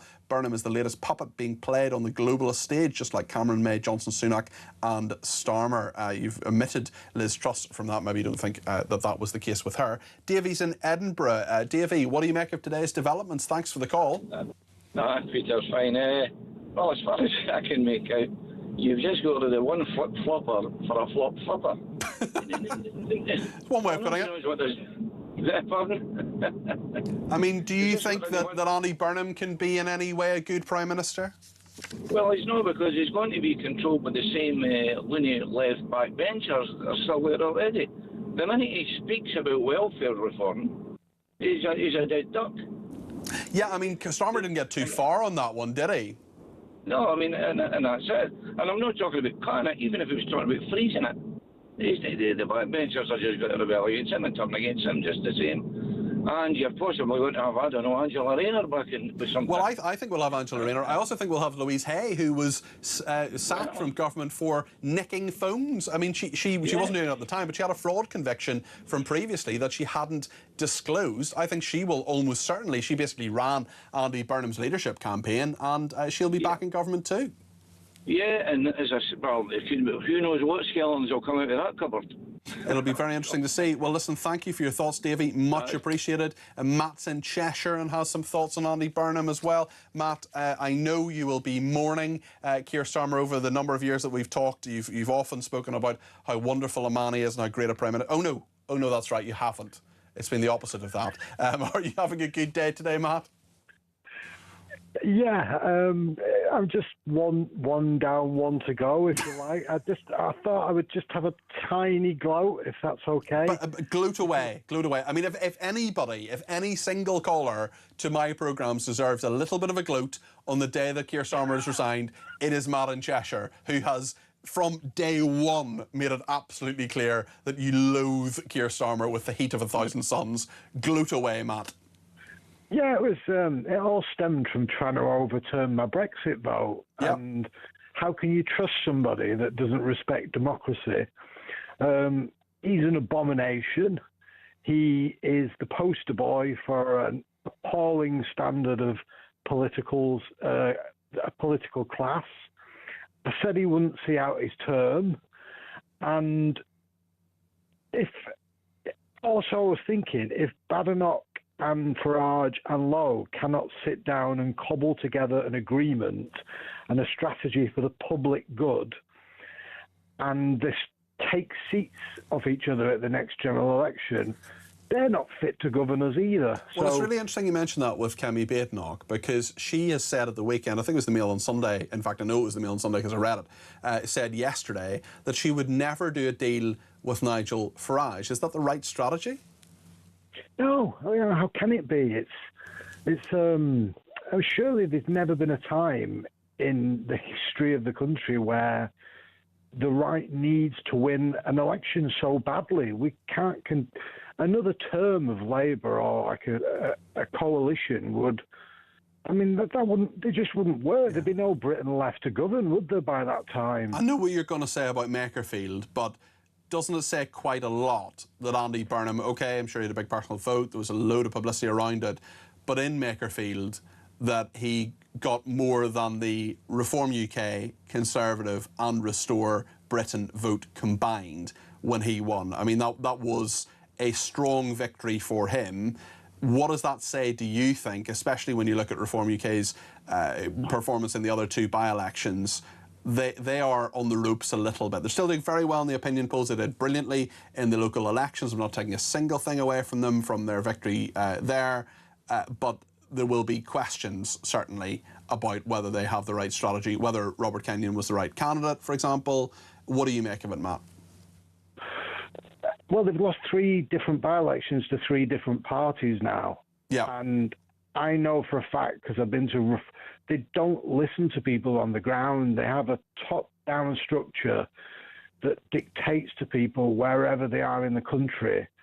And you've got people from the home counties coming up north and telling people how it's going to be. That is not going to wash with people up north. What they should be doing is asking people what they want as the campaign, and then Reform should be fully behind them in doing so. Very interesting, Matt. There are a lot more people on my shows who are criticising Reform UK. I think quite a number of people feel let down by them. There are lots of people who think Nigel Farage is great and would make a fantastic Prime Minister, but I think the conversation has changed slightly recently. Have you noticed that as well, Matt? Yeah, I can definitely... if I'm honest with them, I'm pretty sick of all of them at the moment. I'm sort of fed up of the bickering. Obviously, you've got it on Labour's side as well. It's just so childish and annoying, and the public are crying out for somebody to stand up for them, if you like, and that's obviously never going to be Labour. Matt, thanks very much. Go and have a glass of wine or a nice cup of tea or whatever it is you have to celebrate, because Matt certainly was the man. Indeed, Matt from Cheshire is the man, is exactly what Jason in the Lake District has just texted me. So there we are. Lots to discuss in all of this. 0344 499 1000. Martin says, oh, sorry, I've read that out. Keith in Nottingham says, so as I watch Starmer wiping a tear from behind his paid-for spectacles, wearing his paid-for suit, I think what will be the first scandal to hit the non-elected Prime Minister as he walks through the famous black door. One thing for certain, if the country does lurch further to the left, the country is in for a torrid 2.5 years. Kemi and Trump will have an open goal, says Keith in Nottingham. Graham in Bushy says, it's the same tired faces running different departments, isn't it, just shuffling the deck chairs in the Titanic? Brian says, it goes to show how desperate Labour are when they have to rely on a has-been like Andy Burnt Out. Who's already got a nickname. Let's see what Herbie and Harrow thinks. Herbie's given me a ring on 0344 499 1000. You can do the same thing too. Herbie, what do you think? Well, I think, welcome to the Manhattan Tea Party, Peter. Simple as that. You know, it's absolutely crazy what's going on now. You know, this has all been orchestrated and the public should see what is actually happening. Who's it being orchestrated by? Surely it's the backbenchers of the Labour Party who just want Keir Starmer out. Well, yeah, but they put Andy Burnham there, you know, they got him elected and we've now got to face the consequences. I said, welcome to the Mad Hatters Tea Party, you know, because I think this is what's going to happen. You know, it's just that I don't think we've been governed in the right way and with the right attitude. How should we be governed in the right way? I mean, surely it's up to the Labour Party to choose who their leader is. We don't have a presidential system, do we, Herbie? No, but the thing is, they haven't sort of like followed their manifestos. A lot of the things that they've done was not in the manifesto anyway. Otherwise, people would have, I don't think, voted for them. This is the problem. You know, they're making loads of promises and not keeping to them or doing them what they said they was going to do. And is this man going to do the same? Herbie, thanks for your thoughts. That's Herbie and Harrow there. Let's go to Steve in London. What do you think about Prime Minister Burnham coming up, Steve? Good evening, Peter. Good evening. It's a fresh start for Labour. I think the Makerfield by-election was a big vote for get rid of Starmer. I don't think it had anything to do with any other political party. It was just, let's get rid of Starmer. Burnham was the easy choice. However, he needs to make some bold statements and he needs to take some bold action to get the attention of the British people. What are those actions? What could get your attention there, Steve? I would expect him to walk in, overturn the inheritance tax, especially against the farmers. He's not going to do that, though, is he? Yeah, but this is what he needs to do. Okay. He's lost the countryside. Labour have lost the countryside. It's gone. He needs to get tough on immigration. The problem with immigration is now it's hit the stockbroker belt with Epping Forest, Crowborough, places like Bournemouth. The working class have had it for 30 years. These are the areas that call them racists. Now it's on their front doorstep. They don't like it. He needs to get it sorted out. Do you think he's up to the task? To be honest, Peter, I don't. He's another career politician, university, straight into Whitehall, bish bash bosh. Next thing he's an MP. I mean, he paints himself as someone he isn't, doesn't he? But you know, he went to Cambridge. He was a special advisor. You know, he's been an MP he's been in active politics for a long time. He left Westminster about 10 years ago. Now he's back. He is a creature of the machine, isn't he? Yes, without doubt. But to be fair to Burnham, I think they all are. I mean, I'm apolitical. I'm a floating voter. Do you think Farage is a creature of the machine? No, I think Nigel's a little bit different. I don't think anybody can deny that in the last 30 years, Farage has probably been one of our most successful politicians. Oh, hugely successful politician. Set out with a target. I want us out of the EU. He achieved that. He walked away. He only came back because they made such a mess of it. Yeah. And we will... Just because the political machine wasn't interested in doing it. It was stuff the public. This is what the vote for, but stuff them. We, the political machine, we've decided they're wrong, we're right. And that's why nobody's ever really galvanised Parliament over Brexit and got them pushing in the right direction to go searching for the benefits of not being tied to the EU. Okay. Steve, listen, thanks for your views. Really appreciate your call. And just on Nigel Farage, tomorrow is the 10th anniversary of the Brexit referendum. He called it our Independence Day, and he's going to be on with Julie Hartley-Brewer tomorrow, Nigel Farage, so you can hear his views on 10 years of Brexit, what's gone right, what's gone wrong. And Nigel Farage, leader of Reform UK, on with Julie Hartley-Brewer tomorrow. Her programme is, of course, between 10 and 1. Thanks to Deborah, who says, here we are, still the same story. Labour aren't listening. Nobody's asking for Burnham. People want a general election. This shows exactly what we're in for. No change, just a different hairstyle and the same circus act. For once, they should actually listen to the public. Penny in Essex says, lovely to see you back, Peter. Thanks, Penny. If Burnham wants to start off as popular, he should restore the winter fuel payment to pensioners. That was Starmer's downfall. How sneaky could he be? Well, the payment is back. They U-turned on that, Penny, certainly, so no one will lose out as a result of that. But certainly that policy was very, very unpopular, and that U-turn was, Starmer lost a lot of political currency with that. You're absolutely right to point that out, Penny. And he said, Penny is saying that Starmer was sneaky. He would have lost straight away had he said it was going to do that. Underhand and despicable, says Penny. Elaine says, I was disgusted today watching the new MP for Broughty Ferry being sworn in. She acted like a total child, stood there with her fingers crossed in the air and talking rubbish. Honestly, I'm sickened by these SNP MPs. I really do not know how anyone voted for those people. I was in Downing Street at the time. I missed that MP being sworn in, I must say, Elaine, but I must go back and see what you're referring to there. Zarina says, I believe this Labour debacle is another distraction to hide the fact Labour never had a plan. Worse still, they continue to be lacking in that department. It's really shocking and completely disrespectful to the hard-working people of this country to manipulate the system to shaft a person who is not an MP, dress them up and serve them as some kind of miracle worker. I am furious, says Zarina. Well, I think you make a lot of really good points there, Zarina, and my question is with Burnham. What's the plan? What are you going to do? How's it going to be better? How are you going to fix this country? And I want him to have loads of scrutiny in the next few weeks. And as time goes on, we are, of course, going to be asking for an interview with him. I'd be really surprised if he does it. I'd be really surprised if he does interviews with really anybody. He might do one big interview with someone like Laura Kuenssberg or, BBC, senior BBC person like that. I can see that happening. What I can't see is him being subject to loads of scrutiny, which he absolutely should be and would in a general election campaign. There are loads of things we just don't know about what Andy Burnham would do, about what he believes, and about what his plan is. We'll reflect more on that in just a second with Aisha Ali Khan, who's a Labour Party activist, and sad, she says, to see Keir Starmer go. We'll talk to her in just a second. We'll get more of your views as well. Keep your calls coming in. Plenty of time for calls this evening. 0344 499 1000. Stay with us.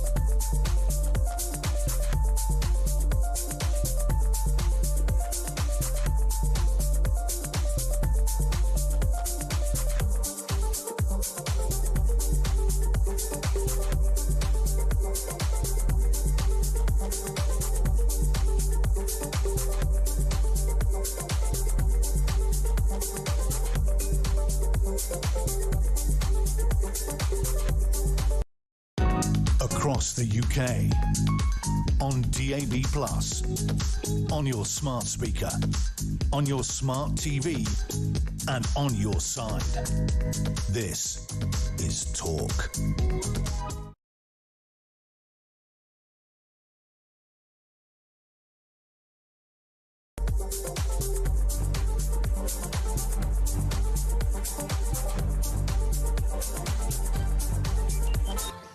Thank you to everybody who has been in touch, and the boss has been in touch. I wonder if what's his name? What's the guy's in the name? Is the boss? No, the boss. Who's the boss? Bruce Springsteen. Bruce Springsteen. Sorry, completely went out of my head there. Hungry Heart is one of my favourite songs.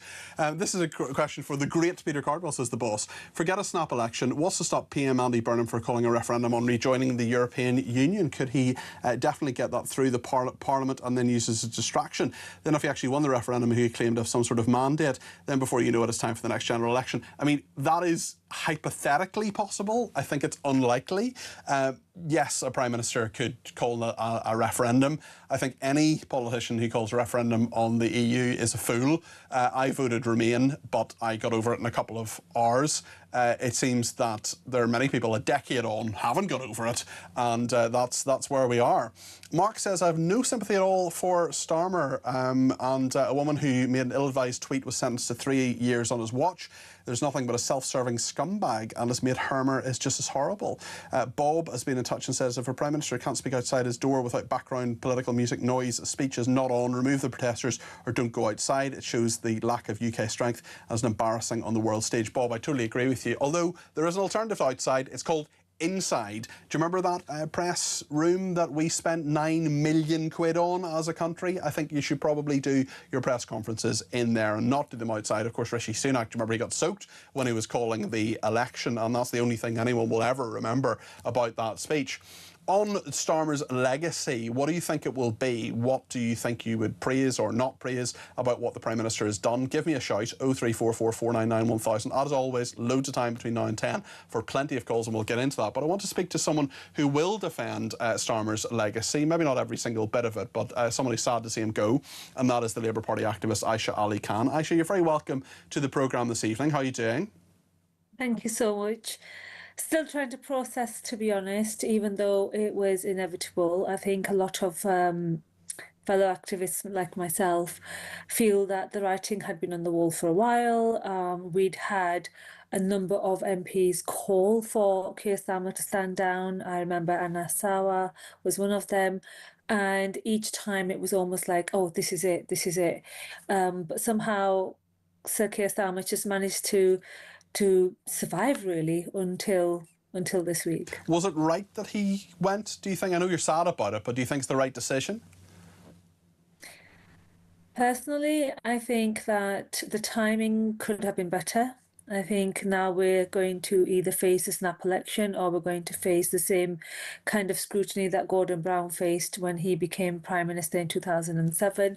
That constant, you're not elected, you've got no right to govern, you need to go back to the public and, call an election. And I think this is something that Andy Burnham has actually considered, so we could well be looking at another general election. Yeah, it'll be very interesting if he says to those MPs today, I'm afraid a few of you are gonna lose your job. I think that would be an interesting one. But certainly, I wonder from your perspective, if you feel you know Andy Burnham, do you feel you know what Andy Burnham will actually do as Prime Minister?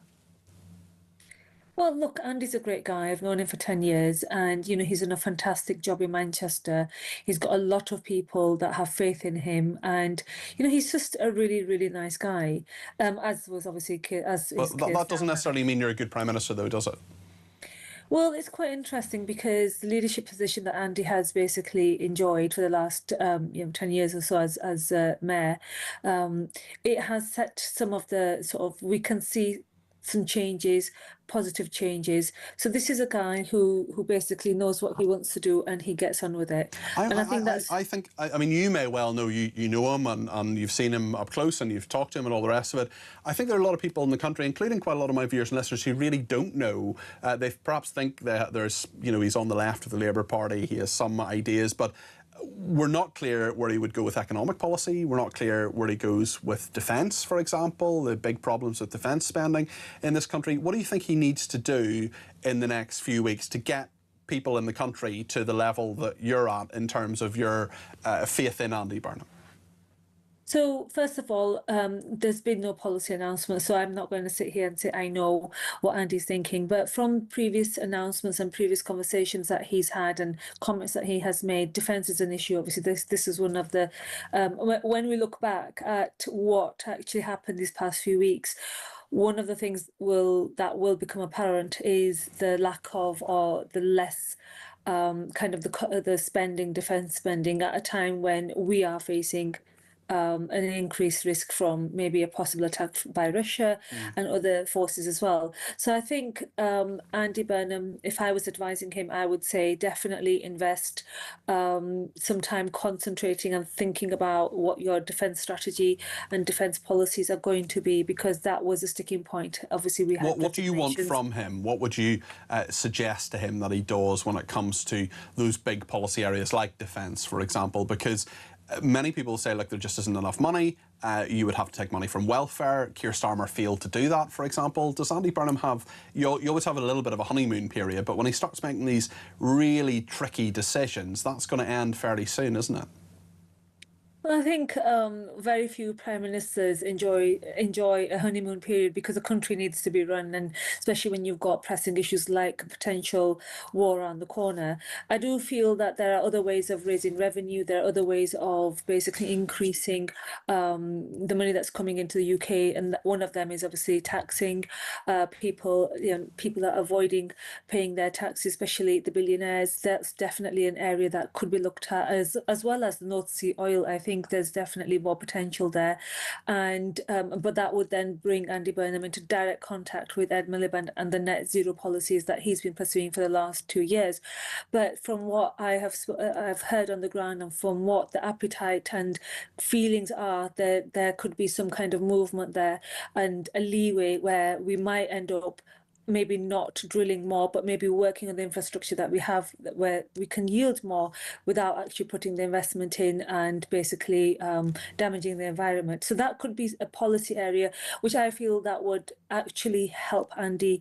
It will generate a lot of groundswell, a lot of support on the ground, especially the people that are being employed by the North Sea oil. That's one strategy that Andy could take and work with quite positively, actually.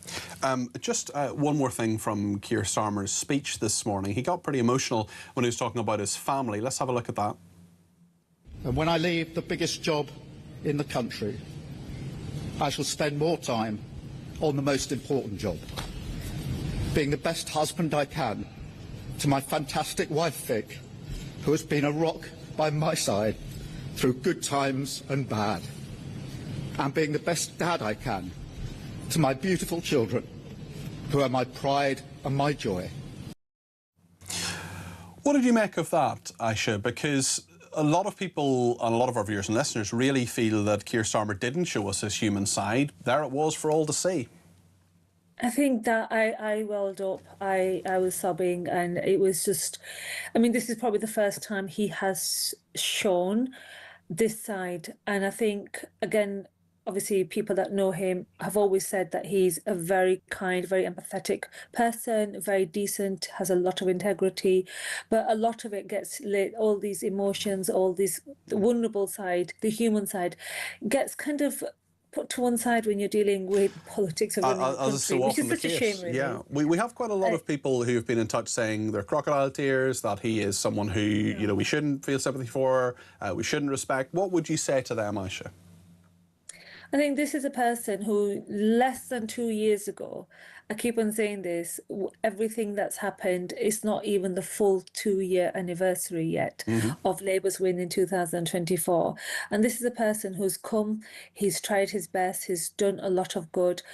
Some people might not agree, but some people, I mean, we cannot fail to accept that he's changed a lot in terms of more money in people's pockets, lifting the 2-child cap, more rights for workers in the workplace, honest. There's so many things that he's done. And I think history will be a lot more kinder to Keir Starmer. When we look back, there will be things that are going to be pointed out that he did that no other Prime Minister was able to do. And it's such a shame that his journey's ended today in this brutal sudden manner, actually. Okay. And I do feel that had he been given more time, we would have seen a lot more positive changes for the betterment of the UK and betterment of all of us in the next, well, if he'd had the time to do that. Aisha, thank you. That's Aisha Ali Khan there, who's a Labour Party activist. What do you think of what she said? 0344 499 1000. So much to discuss. Jackie says this Burnham situation stinks to high heaven. He's manufactured a seat that allows him, after 3 weeks possibly, to become Prime Minister. The country is too febrile to accept this. It will bring instability until an election is called. Tanya says, I've no sympathy for a Prime Minister who drove farmers to suicide, redundancies for many who can't afford their mortgages now, soldiers fearing prosecution and people imprisoned for throwing cones and for tweets. Kevin in Liverpool says, Starmer has absolutely no sympathy for the families of the farmers who killed themselves to avoid his wicked tax, so I have absolutely no sympathy for him. He should spend his impending retirement atoning for his many sins in office. Brian also says that he has no sympathy for Starmer. He showed little sympathy for the citizens of the UK. As for putting the country first, he must be joking. Lying right to the very end. Goodbye Starmer and good riddance. And Mark says, I don't want to know about Donaldson. Let him rot away to nothing in the shadow of a jail cell. Well, Mark, I do think we should discuss this. It is a very significant story, and I think we owe it to the victims to discuss it. 2 victims, at least, of Jeffrey Donaldson, the former leader of the Democratic Unionists, an MP for many, many years, a political figure, huge political figure in Northern Ireland. We're going to talk about that next. The only other story that's not Starmer this evening, but I think we should, and I would be very interested in your reaction to that, as well as the Starmer, Burnham, West Streeting, whoever else you want to talk about. By all means, give me a ring and let me know. 0344 499 1000. We will talk about Jeffrey Donaldson next. Alison Morris from the Belfast Telegraph, who's been in court every day, will be giving us the detail of that. Stay with us.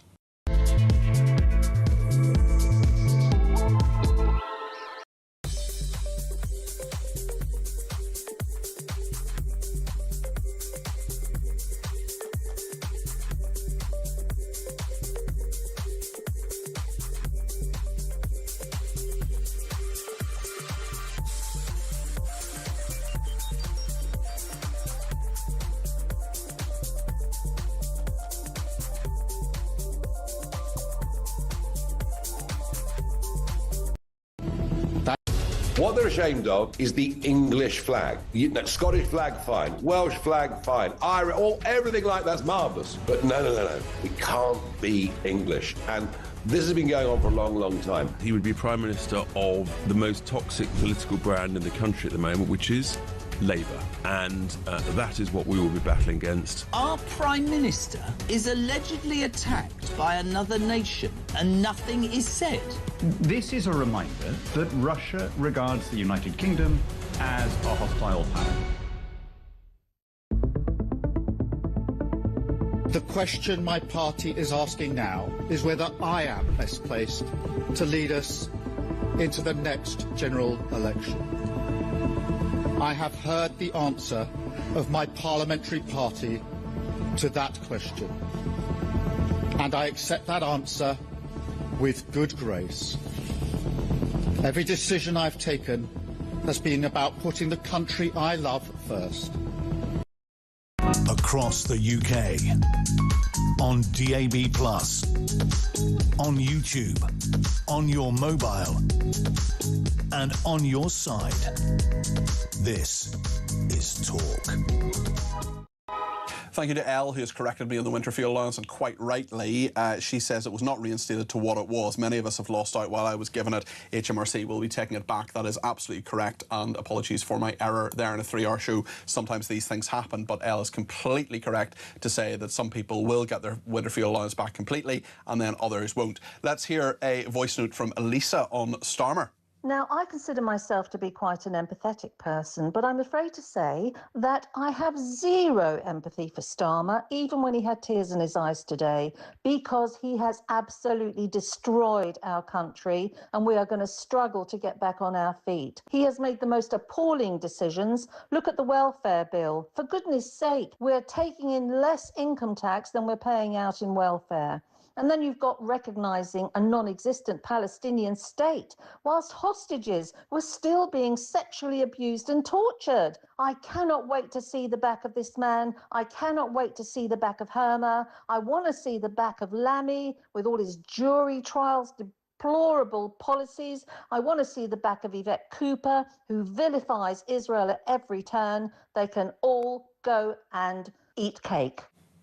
Well, thank you for that, Elisa, and not backwards and coming forwards. I want to actually just not talk about Starmer for the next few minutes, but I am very interested in what your views are on him. And after 9 o'clock, we'll take more of them and more calls, 0344 499 1000. But I want to talk about another politician, an ex-politician, the former head of the Democratic Unionists. This is Jeffrey Donaldson. He is still Sir Jeffrey Donaldson, but as Keith in Nottingham points out, why is he not automatically stripped of his knighthood? Well, I would imagine that moves are afoot to make sure he's not a knight and not a member of the Privy Council, because he has been convicted on 18 separate charges, including rape. He is a paedophile and will go to prison for a very, very long time. It has been a very dramatic trial that's been followed in many countries, not least his home country of Northern Ireland, where Alison Morris, the crime correspondent of the Belfast Telegraph, has been in court, I believe, every day. Alison, I've been listening to your superb and very comprehensive podcast every single day, and I would recommend to people, if they go to The Bell Tell is the name of the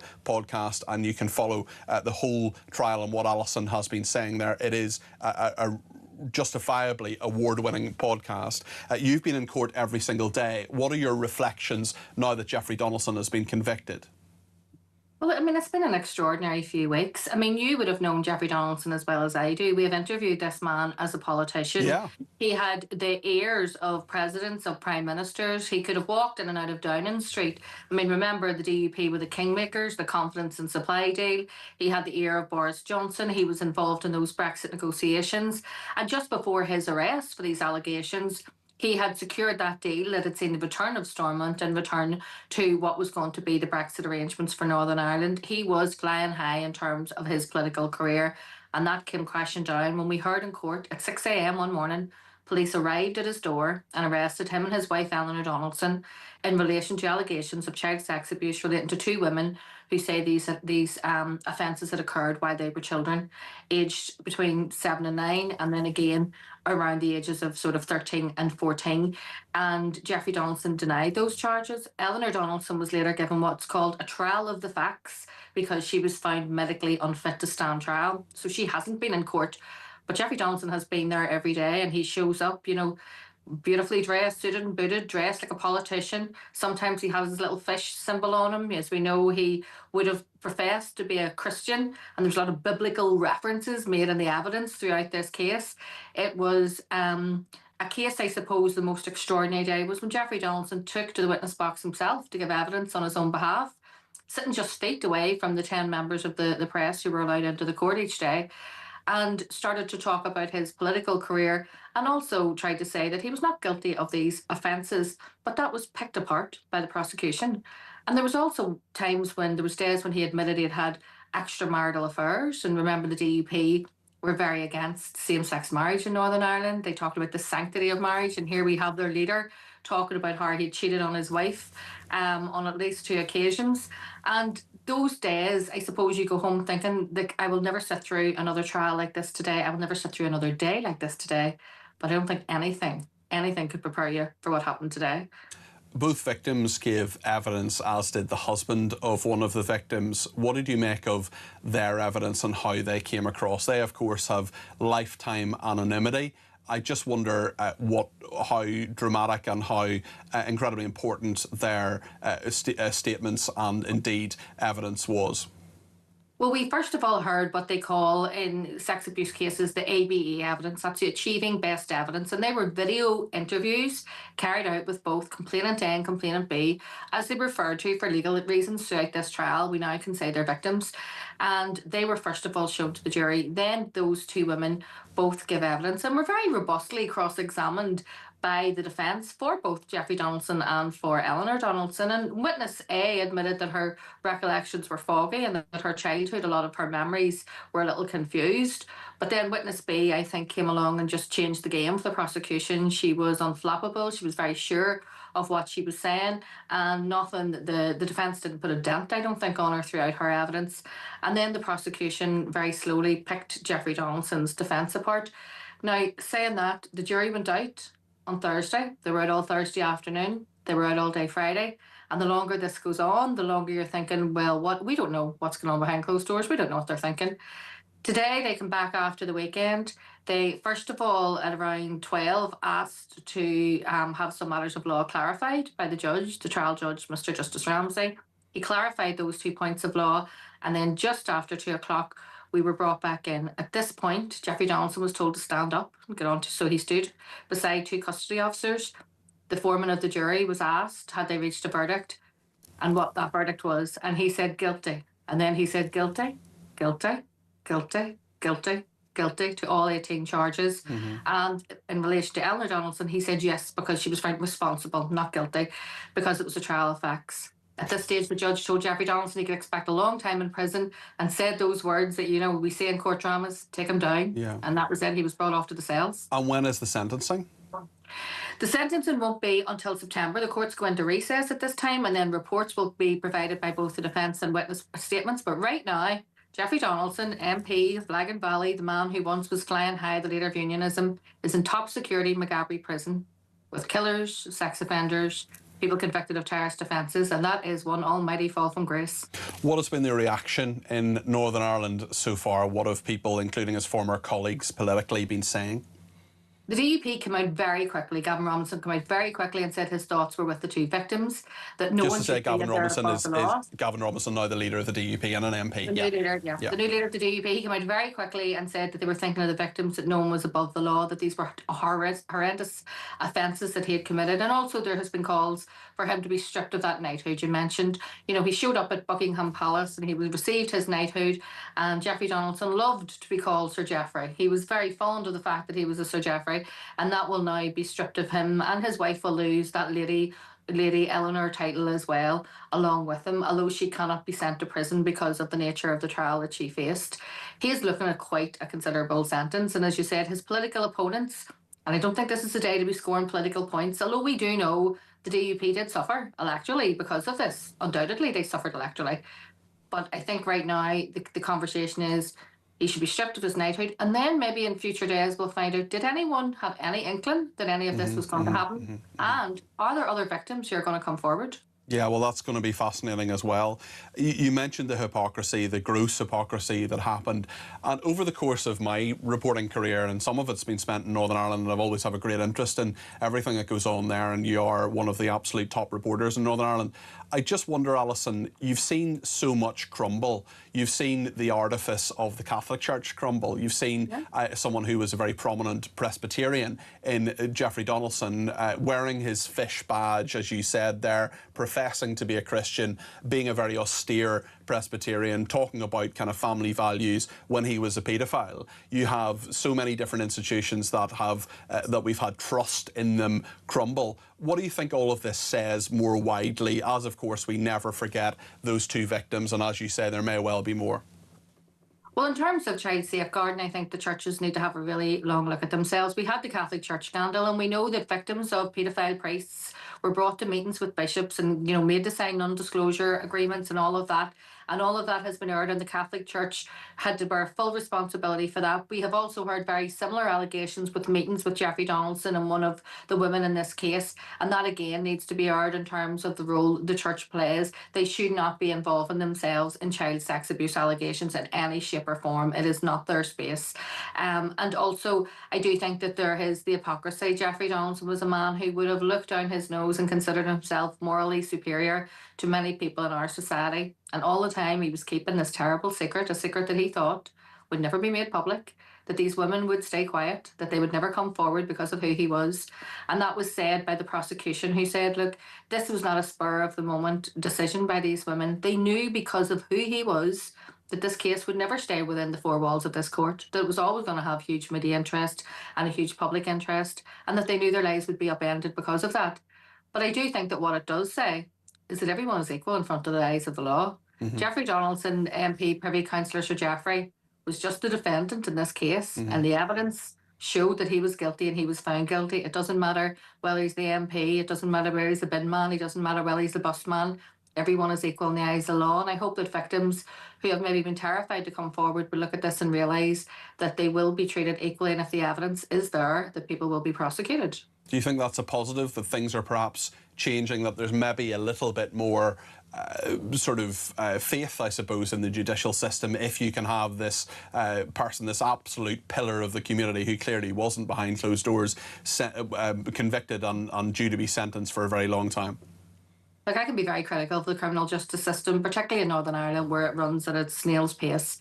It cannot, sometimes it is not at all victim-centred. It is a very blunt instrument, and victims, as in this case, were made to relive very traumatic events from their childhood. They had to be questioned by the defence, and that is no criticism of those defence lawyers, because it is their job to make sure someone has a fair trial and is entitled to a robust defence.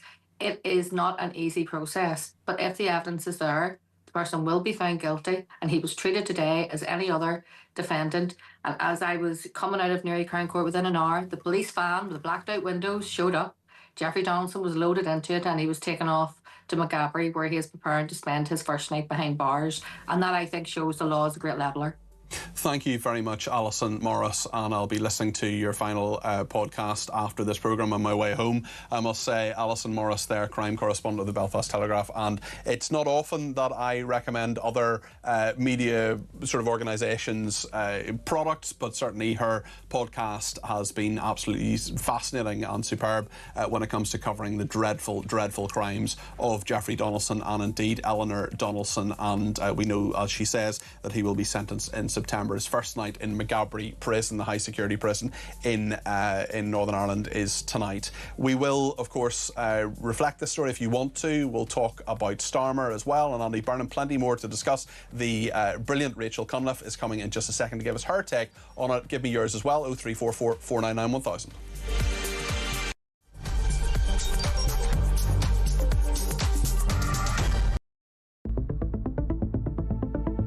The question my party is asking now is whether I am best placed to lead us into the next general election.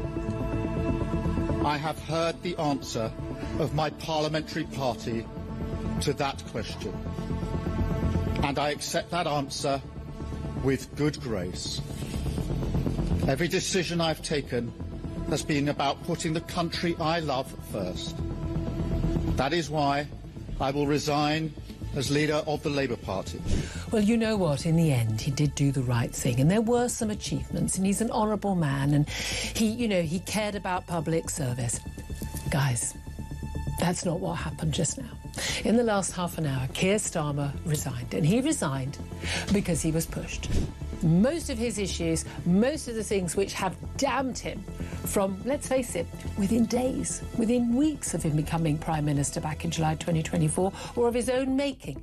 They were things he chose to do, cutting the winter fuel allowance, damning everybody who wanted to have a public inquiry on the grooming gangs as jumping onto the far-right bandwagon, the two-tier policing after the Southport riots. This man brought it on himself. He was not a good Prime Minister. There was two things on that manifesto. One was a picture of Keir Starmer and the word change. Well, promise made and promise delivered in that sense. Let's be honest. But look, I mean, I don't really want to make light of it, but I am cheesed off, Julia, because what we promised in opposition was competence, and it's been anything but. I'm embarrassed. I'm really, truly, honestly, I am embarrassed, because I did think we would be competent. We've not been. I've no idea whether there'll be a contest or a coronation. But what I do know is the British public have simply had enough of political parties chopping and changing their leaders at will. We vote for somebody in a general election to be our Prime Minister. We expect... Across the UK, on DAB+, on YouTube, on your mobile, and on your side. This is Talk.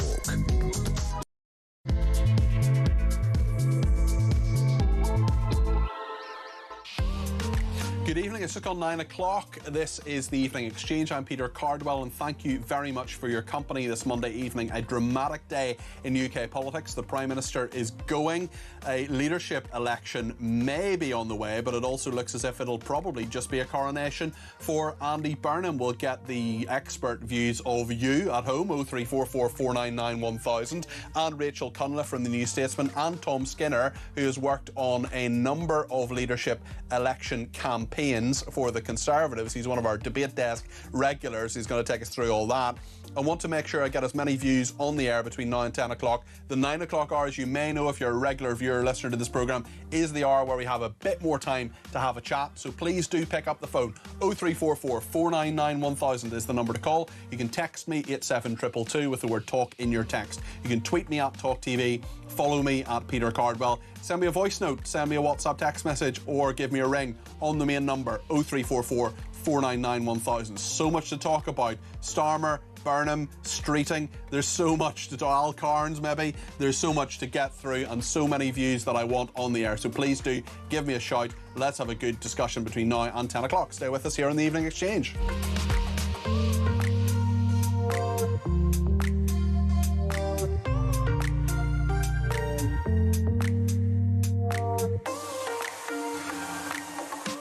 Just on Jeffrey Donaldson as well, we were discussing that a minute ago. Mark says you make a very fair point about the need to discuss Donaldson's crimes. His belong in the same category as those committed by other people in positions of power and speak to our natural deference towards authority, whether that be in the world of celebrity, business or politics. I don't think we yet feel empowered to confront behaviour like this without debilitating fear governing our actions. Well, we know certainly, Mark, that those victims did bravely come forward. They did talk about a very powerful man, and they took him down, and rightly so, and he will be in prison for some time to come.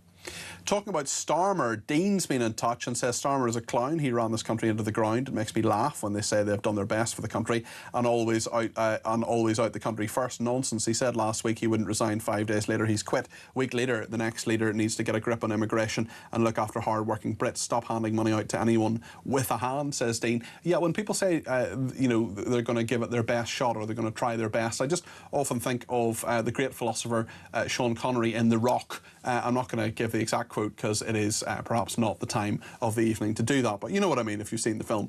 Philip says, I wish you guys would talk. We get your facts right. Reform have lost 5 by-elections. The Welsh one, Gorton and Denton, Makerfield, and the 2 Scottish one, Restore Britain All the Way. Well, I think the point that person was making was about the 3 by-elections on Thursday, which were lost to 3 separate parties. I think it's highly unlikely Reform UK were going to win either of the Scottish ones, but they probably should have done a bit better. Even Nigel Farage himself thought that his party could have done better in Makerfield.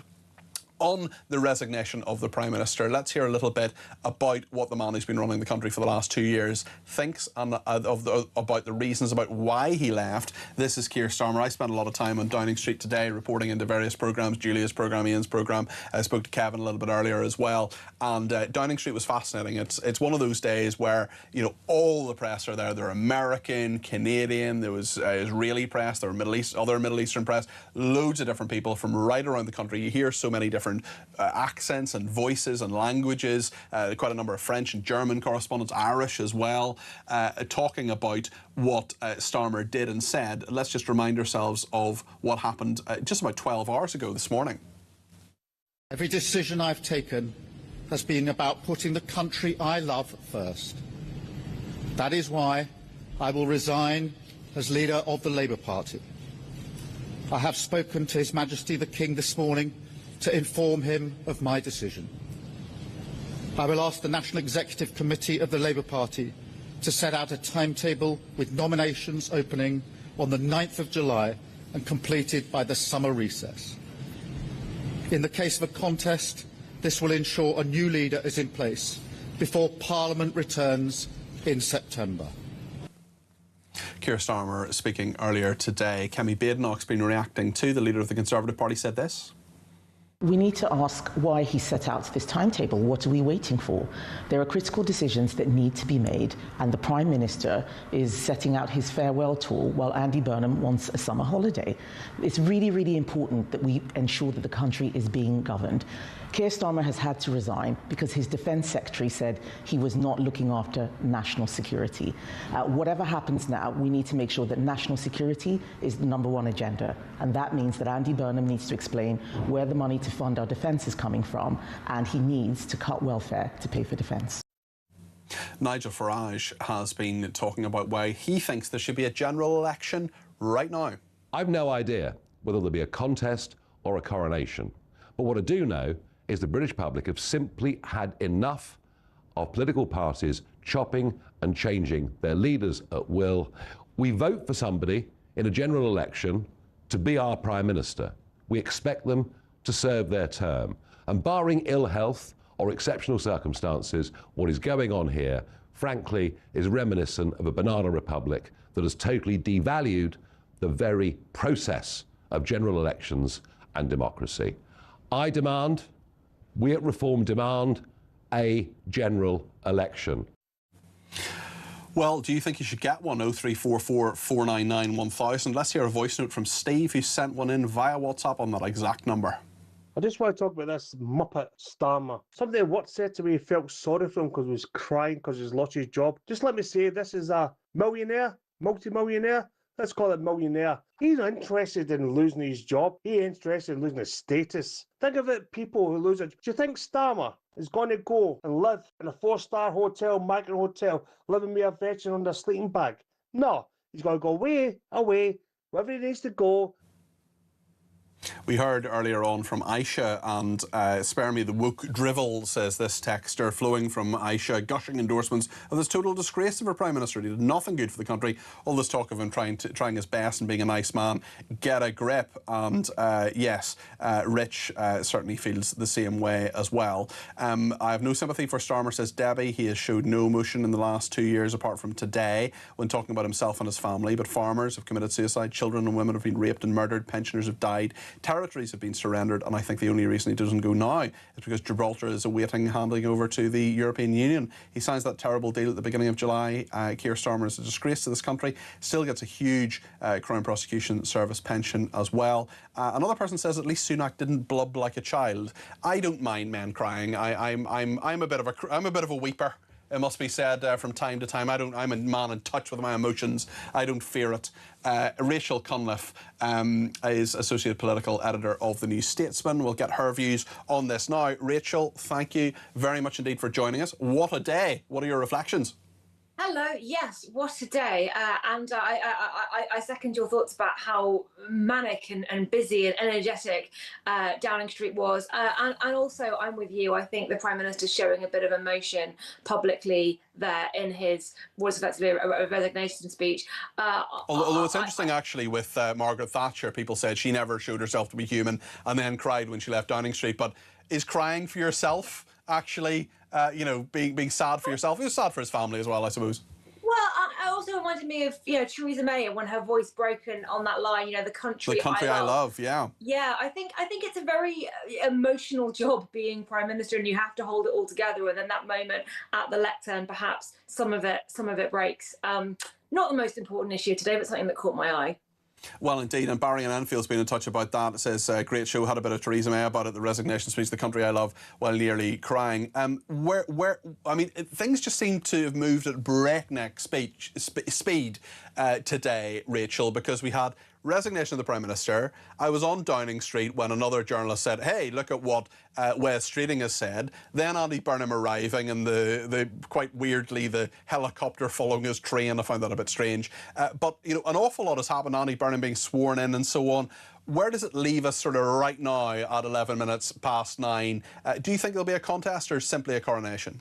Well, you're absolutely right about the speed of it. Don't forget that, on Friday morning, as recently as Friday morning, the Prime Minister was talking about, fighting on and saying that there shouldn't be a change of leader. It would risk plunging the country into chaos. And now here we are, Monday evening, he's gone, and it looks like we could have a new Prime Minister installed by the middle of July, the 16th of July. Are we going to get a general election? Quite frankly, no. Listen to Nigel Farage's comments there. Of course, he's going to say that. We didn't have one when Rishi Sunak took over. We didn't have one when Liz Truss took over. Admittedly, there wasn't time. We didn't have one when Boris Johnson took over, at least not for the first 6 months. We didn't have one with Theresa May. You get my point. I think it was interesting, though, that Kemi Badenoch didn't call for a general election. Yes, that was interesting. Perhaps, Although Andy Burnham, as you will know, when I think it was Liz Truss going to Rishi Sunak, he said there should be a general election himself. It's funny, it's almost as if there are politicians who don't practice what they preach, Rachel. Oh, there's also a tweet from Angela Rayner in October 2022 going around saying the same thing about Rishi Sunak. Look, fundamentally, I get the frustration of viewers, of voters. You know, we have these elections, we vote these people in, and then it seems like it can change without voters getting a say on anything. That is the British system. The British system is it's up to MPs to decide who they want to lead them. And it looks like there's not going to be a contest at all. So it's all just going to happen for Andy Burnham without that. But I do think that the public mood has shifted on that in recent years. Maybe it's an import from America. Politicians run more Americanized presidential style campaigns.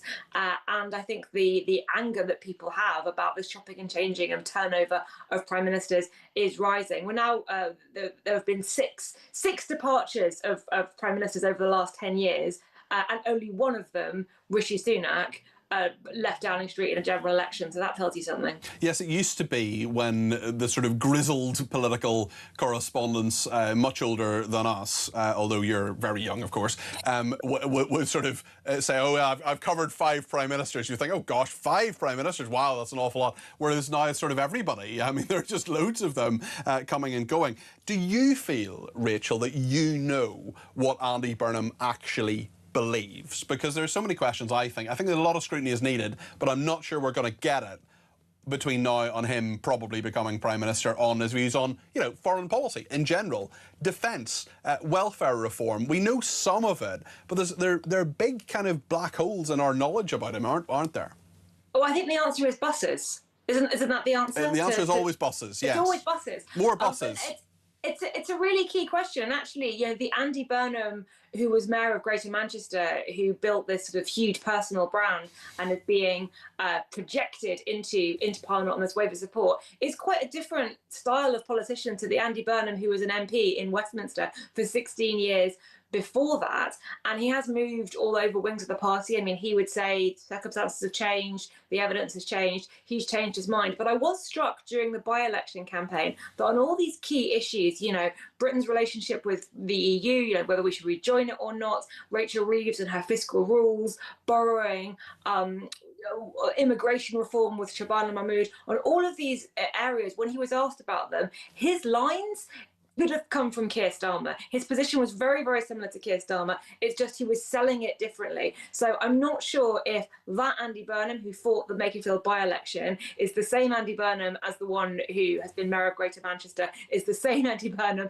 as the one who was an MP in Westminster before that. So we'll just have to wait and see. Who's going to be Chancellor, Rachel? My money is on Ed Miliband, but actually, you know, I think there is a case that he might want to keep Rachel Reeves there again, because he's already said he's going to keep her fiscal rules. He's not going to keep Rachel Reeves, is he? Really? Well, he said he's going to keep her fiscal rules, and I think if you're going to change Chancellor, you've got to have a Chancellor who has a different vision, a different idea of what to do with the economy. If you've already said that you're on board with the vision, what's the point of switching Chancellor? Very interesting point. Do you think Wes Streeting has done a deal? I think he will have done some kind of deal, but I think it's quite clear that Wes Streeting was negotiating from a position of weakness. The first rule in politics is learn to count, and I think if Wes Streeting had the number of MPs to challenge to have a proper contest over the summer, we'd be seeing that contest, even if Andy Burnham would still have won it at the end of it. The fact that that hasn't happened suggests that he didn't have the numbers, and therefore that's going to alter his position when negotiating for a job in Cabinet. Who knows? He may be back in the Health Department. What do you make of Reform UK's fortunes at the moment? The latest polls show that they're riding high, 25-26%, down a bit from where they were, but 3 by-elections that went pretty badly for them, particularly in Makerfield on Thursday. If you were Nigel Farage, what would be running through your head right now, and what's your kind of response, I suppose, Rachel, to where Reform are right now? Because they're calling for an election. If that were to happen, in theory, they could be the government. But do you think there's trouble at Mill?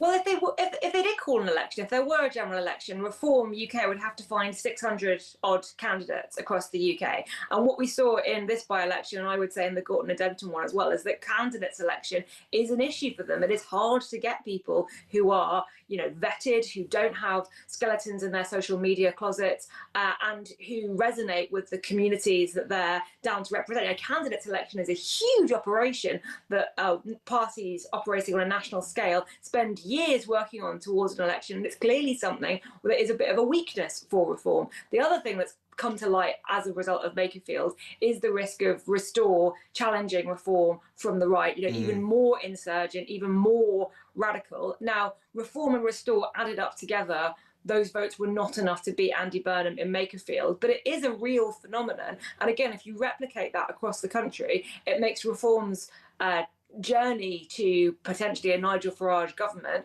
that much harder, and they haven't really got any idea how to deal with that. Lady Starmer, Victoria Starmer, has thanked Downing Street staff at drinks in the number 10 garden this evening, telling the staff there she was personally very grateful for their support. She said, I just wanted to say thank you from me. I obviously love Keir and support him as much as I can. There's only so much I could do, and it's you guys who gave that support day in, day out, and I'm personally really grateful for that. So thank you all, said Lady Starmer. We also know that Andy Burnham beats Nigel Farage in every characteristic of a leader except personality, according to a new poll. There's a graphic we can put on the screen now. Actually, this is from Politics UK. That may not be the source of the poll. I'll see if I can get it on my phone actually and read it out, because it's in my WhatsApp now. Apparently, it's been sent through. It's almost as if there are people behind the scenes who do work, and it's not just all my brilliant efforts. Yes, thank you to James, the producer, who sent this through.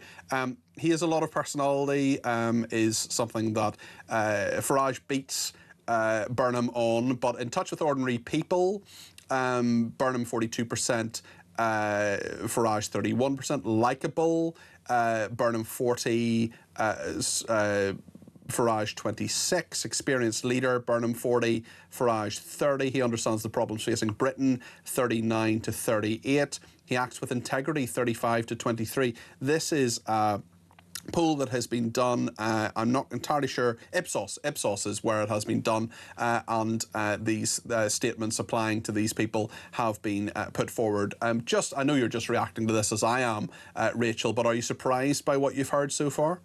Well, you were asking a moment ago, why is there not going to be a contest within Labour? I think that poll there is the answer to that. I can't think of a single Labour politician, Labour MP at the moment, who would be able to have those numbers across the board. I guess it depends on whether that level of popularity can be maintained if Andy Burnham does become Prime Minister, and once he's in a position where he's actually having to make difficult decisions. I guess the Labour Party and Labour MPs will be hoping so. I'll also be hoping so, just because I think it'd be nice to have a Prime Minister last more than 5 minutes, but we shall see. Indeed we will. Rachel, thank you. I no doubt we'll see you in Downing Street soon for another changeover, perhaps even in 4 weeks' time. Associate Political Editor of the New Statesman, Rachel Conliffe there. And actually, is Rachel still there? Can we get her back? I'm still here. You're still there. Rachel, sorry, fundamentally important question I forgot to ask you. Jojo and Prince will be leaving Downing Street. Do we know if Andy Burnham has any pets? Oh, you know what? Actually, that's a question for you. You're the expert on political pets. But when you were talking about Lady Starmer thanking all the staff, I was thinking about the disruption to the cats' lives and having to move out. But I think, you know what? I think they'll adapt. They will adapt. Jojo and Prince will be, I don't know where they'll be going to, but they'll certainly go back somewhere. We'll see. Let's see it between the two of us if we can find out whether Andy Burnham has any animals. We'll bring it to the viewers and listeners. No doubt we'll hear from you soon. Rachel, thank you. Rachel Conliffe there, Associate Political Editor of the New Statesman. Lorraine has been in touch in Burnham and says, I feel that there is something very wrong with the political system that allows a man who hasn't been in Parliament for a decade, a man who hasn't set out any of his policies, and a man who has no mandate or earned the right to become the leader of this country, suddenly becoming the Messiah and given the right to govern this country. Lorraine, brilliant. Agree with every single word. I know there's been a couple of times we've disagreed when you have sent in messages, and we disagree without being disagreeable on this programme. Every single word of that is spot on, Lorraine. In fact, I think that is probably the message of the evening. Mark has been in touch from Norfolk and says, Starmer gone, the story is most certainly that Labour is a disgraceful failure, and only Reform UK communicated that failure so effectively that we have removed one Prime Minister and are close to a general election. We'd certainly be wallowing around and facing 3 more years of financial and cultural demise without Farage and Reform UK. No Reform UK and Starmer would not be under threat, let alone resign, says Mark in Norfolk.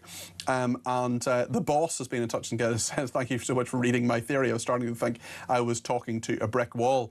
Another Mark says, well, you can't force millionaires to pay more tax, not unless you're going to take away their passport. I called snap elections straight away when Julie Hartley-Brewer was on. She was certain there won't be one, but to me it's the only thing that makes sense from Burnham's perspective. I don't think it does make sense from Burnham's perspective at all, because all he needs to say is Labour were elected, I was elected very recently, I have, you know, a big majority, I'm the leader of the Labour Party, I've been chosen by the Labour Party. He can bat that away. A lot of people still won't be happy, and I totally get that, and I'm one of them. I'd like there to be a general election, but we've got to find a way of there being more stability. There have been so many prime ministers, there's been so much instability, and they're all kind of starting from scratch, whoever they are, and that's very, very difficult. And we just need, our country is not going to get better if we keep chopping and changing our leadership every 2 minutes.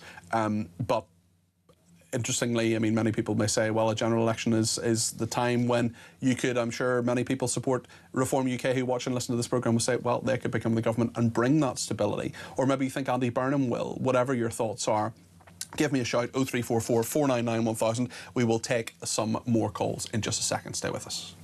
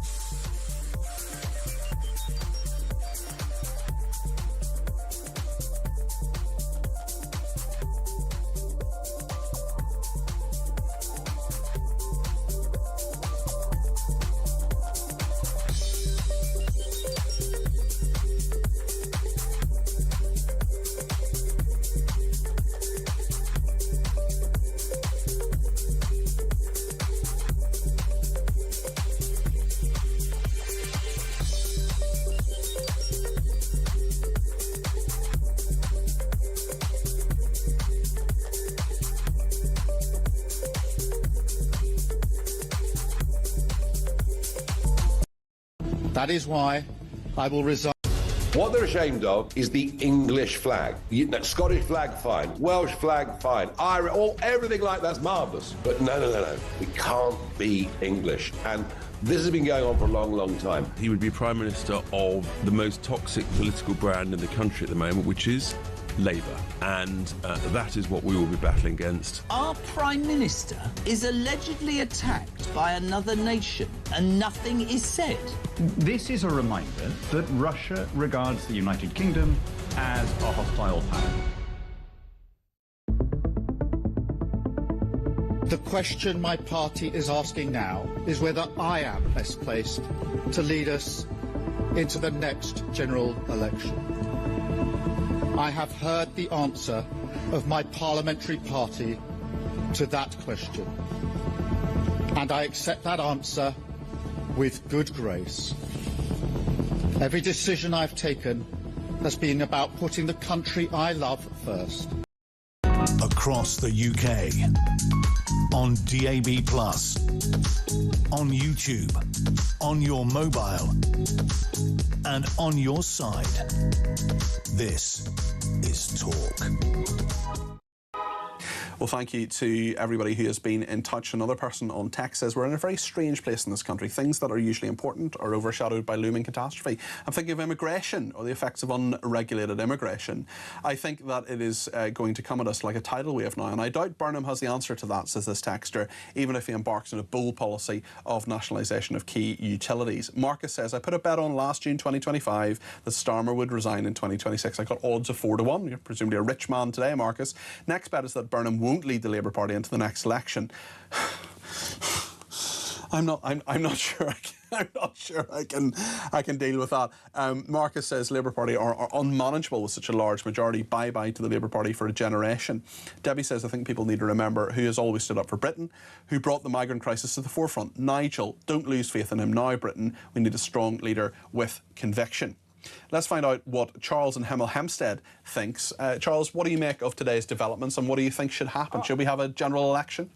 Yeah, I believe so, but only if the journalists do their job. And I don't mean to be rude by that. Democracy, yeah, you with me? For generations, and I mean generations, my grandfather, my father, and me, and I'm 60 years old, we've never had democracy. And what I mean by democracy is that if we've got 70 million people in the UK, and if 51% of them believe that we should do something, yeah, we should do it. But at the moment we've got, if you get the Tories in or Labour in, you get dictatorship. Look at what he's done to the jury.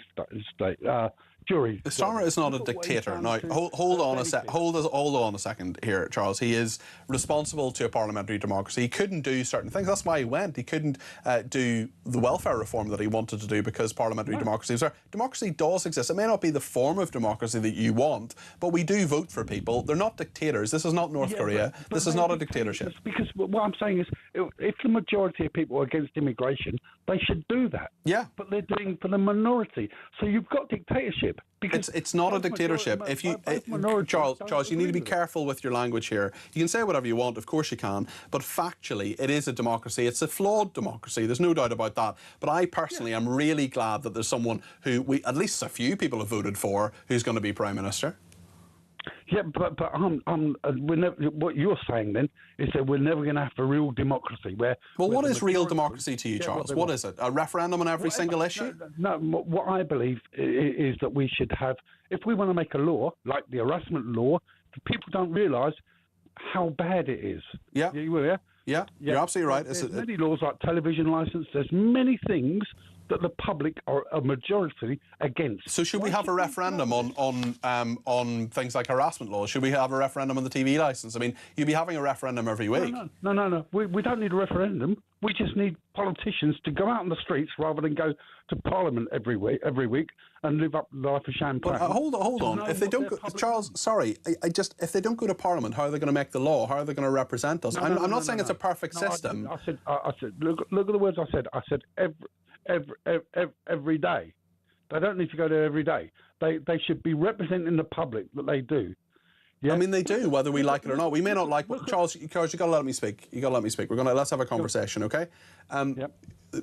Parliamentarians, some of them are terrible. Some of them are OK. Some of them are very good. They go to their... That's OK, please. Sorry? Name one that's OK. OK. Because if they lie, what happens to them? If they lie, do they ever get prosecuted? A council worker was prosecuted for lying. Yeah. Well, and I totally agree with you that they shouldn't lie, and lying is a bad thing and it's bad for public discourse. I've been talking about trust in politics. Good MPs, okay, I'll give you one from each party. I think Andrew Rossendale is a good MP. I think Mark Francois is a good MP. I think Joni Reid, a Labour MP, is a good MP. I think there are some good MPs out there. Do they believe in democracy? Yes, I mean it's not the form of it's not the form of democracy that you're talking about. There are different forms of democracy, Charles. But I'm not sure how your form, Charles. It's a Latin word that goes back to generations. It means the majority, not a part of the majority. Yeah, okay. So how does that work then? How does the majority have its say on every single issue? I agree with you that should be the case. I totally agree with you on immigration, for example. The Tories said, just let me speak, Charles. Charles, just let me speak. Charles, you got to let me speak.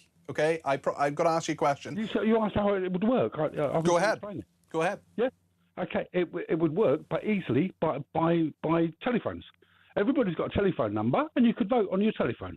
So that's basically a referendum on every issue. That's basically what a referendum is. Yeah, because MPs can't be trusted anymore. They make laws and they do things. They control us. We've got tyranny.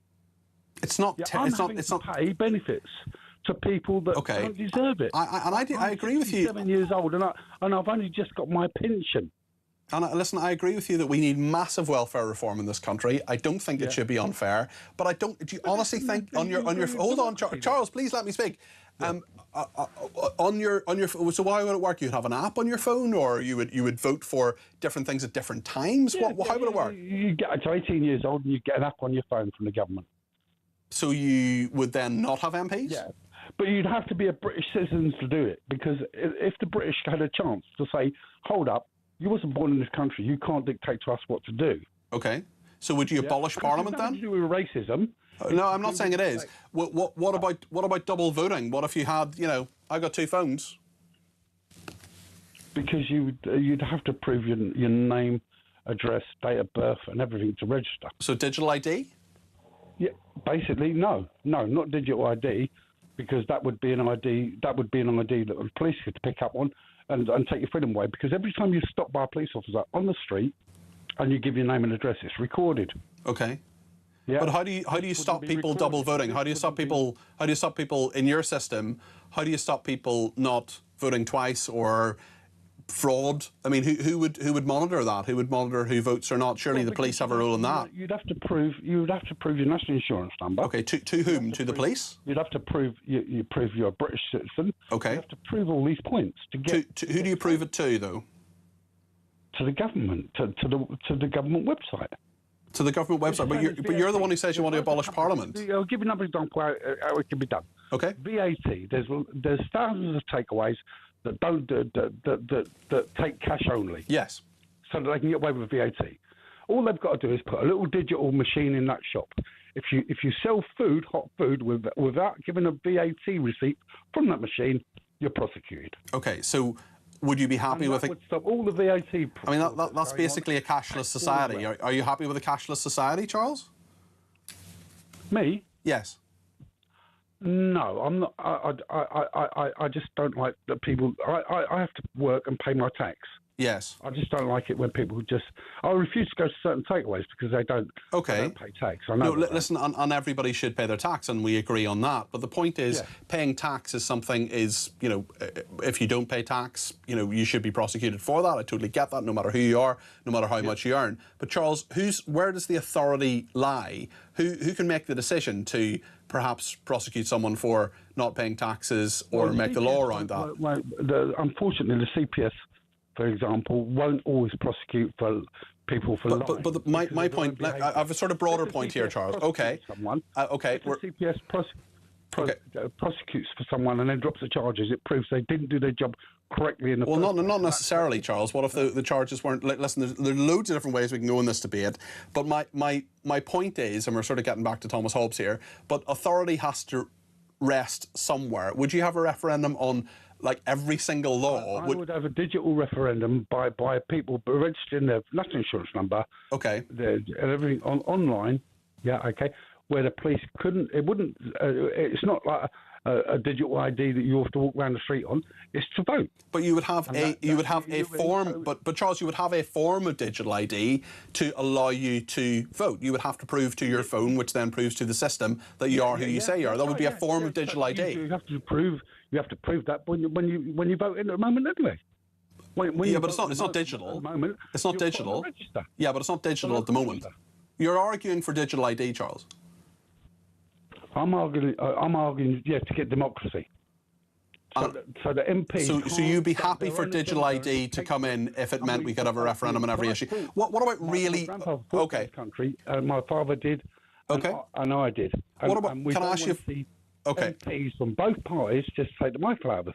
Okay, I've got a guest waiting, so I just want to ask you one more question, Charles, and then we're gonna go to the next. We're gonna go to a break, and then the next guest. If we do your job, we get democracy, wouldn't we?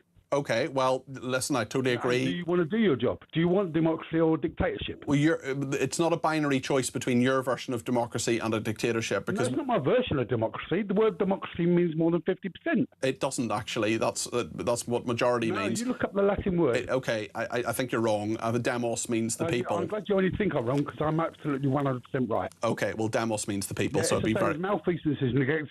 Misfeasance is to lie. Non-feasance are failure to act. But you wouldn't understand them, and the public won't because you don't do your job. So I don't do my job? Well, but because if the public understood that when MPs lie, like a Prime Minister we're just getting rid of...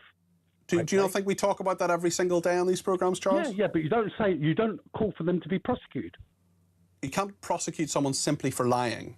You can. Look at the case law on. If you're in public office, it's called criminal misconduct in public office. Okay, so demos means. Hold on, Charles. R.V. Bowden. If you look at R.V. Bowden, 1996, it was a prosecution of a council worker for lying. Okay, well, if you lie in public office, for example, that's something different to simply a man on the street lying. Demos means the common people or the populace. Kratos means power, rule, or might. Directly translated, democracy means rule by the people. It doesn't mean majoritarianism, which is what you're talking about. You've said something that's by the people, exactly.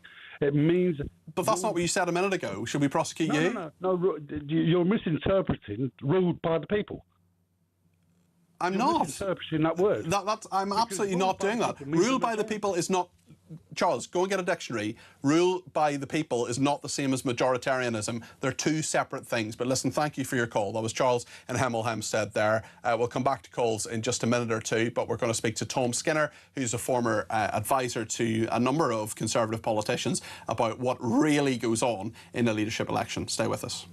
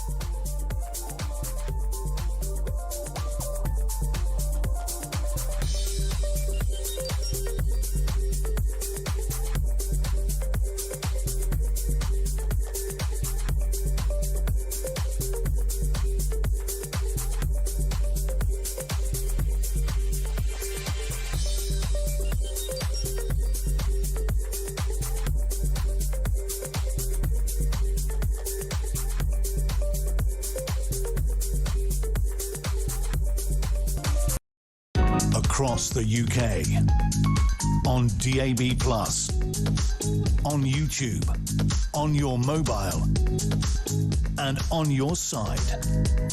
This is Talk. Well, Tom Skinner is with us now, who's a former Conservative special advisor. He has been involved in quite a number of leadership races, and I'm fascinated to find out what happens. First of all, Tom, maybe you could let me know what you think of what Charles said there. You were patiently waiting as Charles's version of democracy was being expounded by him. Do you think we should all have an app and vote on all sorts of laws? Well, I was very much enjoying Charles, Peter, and I'm slightly disappointed, to be honest, and for how it was to be rather than just another 10 minutes of Charles. But entertaining call, I think I can see some holes in some of its arguments there. Tom, we're just having a bit of a problem with the audio there. We'll see if we can fix that and come back to you. But Tom Skinner there, we'll talk to him in a second. But I actually want to just read out a message just on a photograph. And you may have seen this photograph, and if you're listening on the radio, I'll describe it to you. But it's all these MPs behind Andy Burnham. It's all these Labour MPs who were welcoming him. I'll see if we can put that on the screen, actually. And he's taking a selfie there.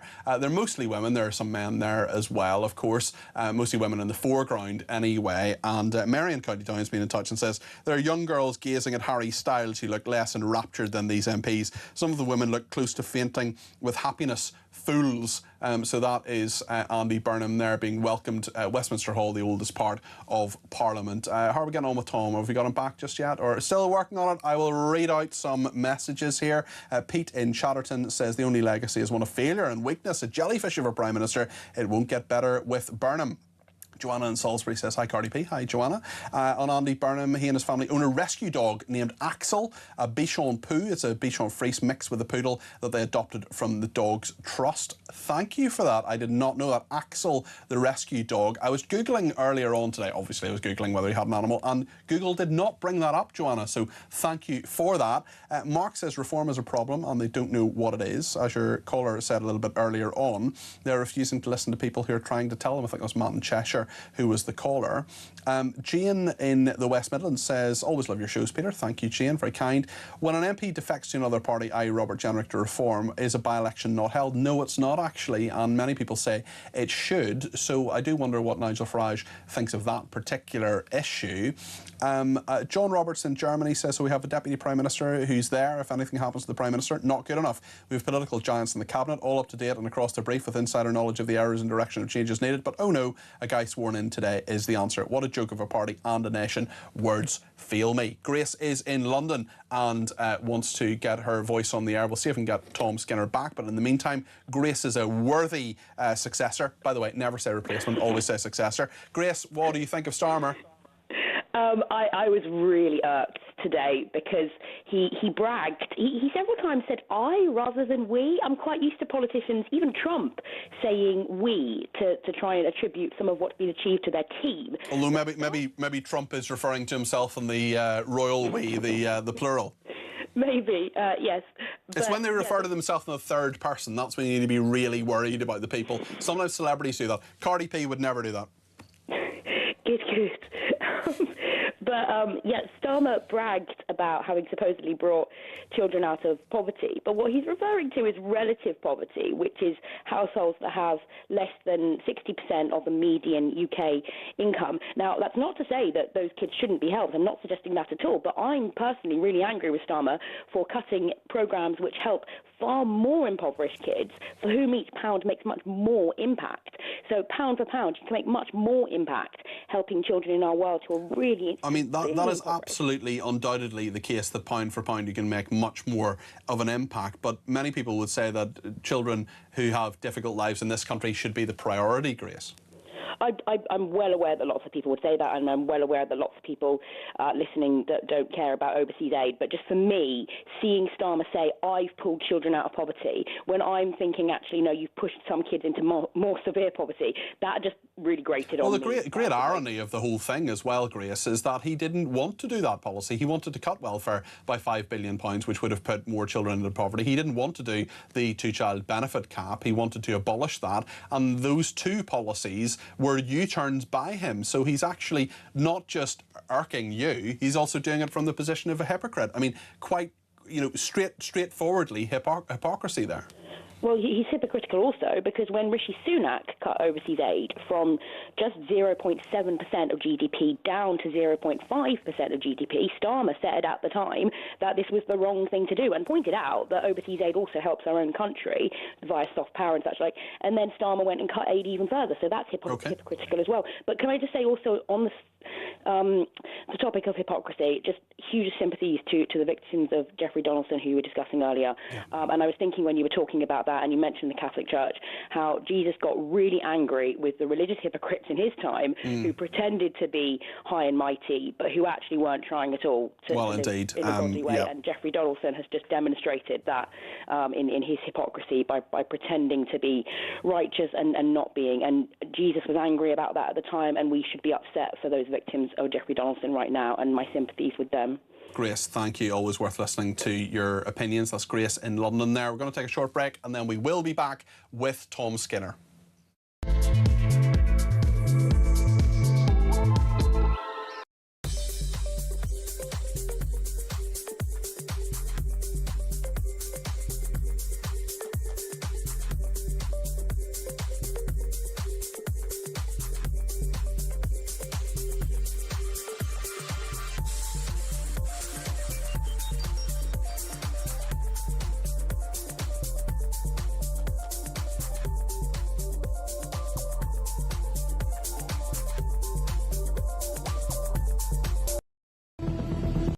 What they're ashamed of is the English flag.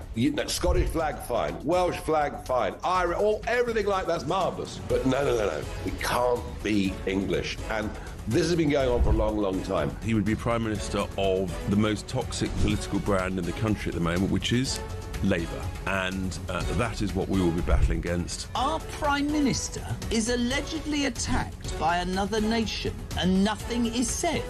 This is a reminder that Russia regards the United Kingdom as a hostile power. The question my party is asking now is whether I am best placed to lead us into the next general election.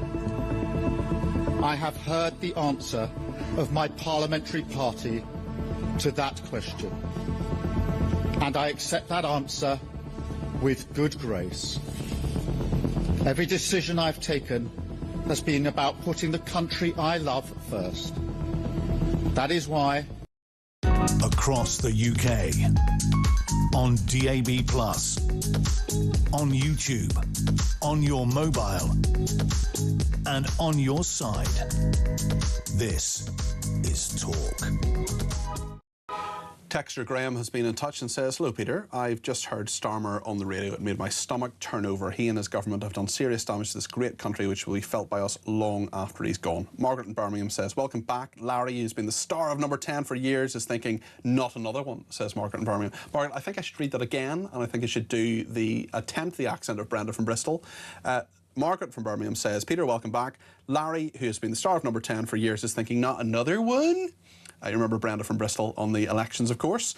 Seeing Starmer blubbing just makes me so angry. Why do we need this bloke standing there telling us how he loves his children and his wife? Get a grip. You're a crap. Move on, says someone who has clearly absolutely no sympathy whatsoever. G says, when Starmer said he was putting the country first, which country was he talking about? Another person says, might we start calling politicians by their first name? Kemi, I don't know her. What's wrong with Mrs. Badenoch or Mr. Burnham? Well, we know there's only one Kemi who we... I mean, if I started calling him Mr. Farage, I think it's probably easier just to call him Nigel or Boris or whoever. But yeah, it's maybe a point.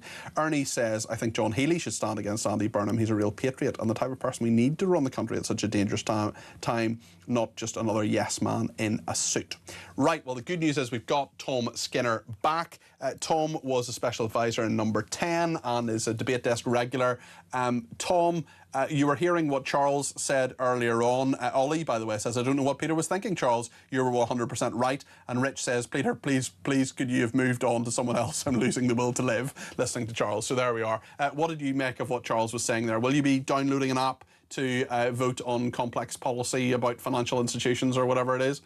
Yeah, I really enjoyed the discussion you had with Charles. What a character. I think you're perhaps a bit harsh on some of your dictionary definitions, Peter. You know as well as I do that some words can be interpreted differently. I'm a pedant. I'm a pedant, if nothing else, Tom, as you know. I actually don't mind a digital ID, and we're probably going to disagree on this, but I don't mind the thought of a digital ID. I'm not sure about voting on every policy, though, because 10 years ago this evening, I was at a referendum party which didn't go my way, so the thought of doing that every single night on every single issue fills me with dread. So you're pro-digital ID and you're a Remainer. You're really, really... the viewers and listeners will be warming to you so much as a result. Let's talk to you, Tom, about leadership races. How are they formulated? Just tell us the ones you've actually worked on. So I started off right at the tail end of David Cameron, was about to be part of the Theresa May campaign, but that finished before I even started. And then for the Conservative Party, I ran the leadership campaigns and the elections between Boris and Jeremy Hunt, and then between Rishi and Liz Truss the first time round. So this was when you were in Conservative Party HQ. So you weren't actually taking a view on either of those publicly anyway. You were sort of the impartial Conservative Party HQ person, or one of the people who were dealing with those leadership elections. Yeah, that's right. The only election campaign I've been formally part of for any candidate was James Cleverly, which didn't end. Okay. Well, indeed. I saw him today, actually, in Westminster.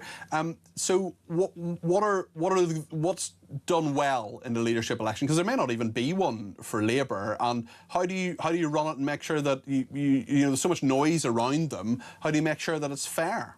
Yeah, I think the key thing is focusing on what's in the best interests of the country and the party. And that's why I think in this instance, it would actually do the country a lot of good if there was a competition rather than a coronation. There's a lot of scrutiny in those competitions, aren't there? And often things can go very wrong very quickly in some of those. What have been some of the times when you've been maybe a bit surprised to hear people say certain things, or things that have maybe changed as a result of those?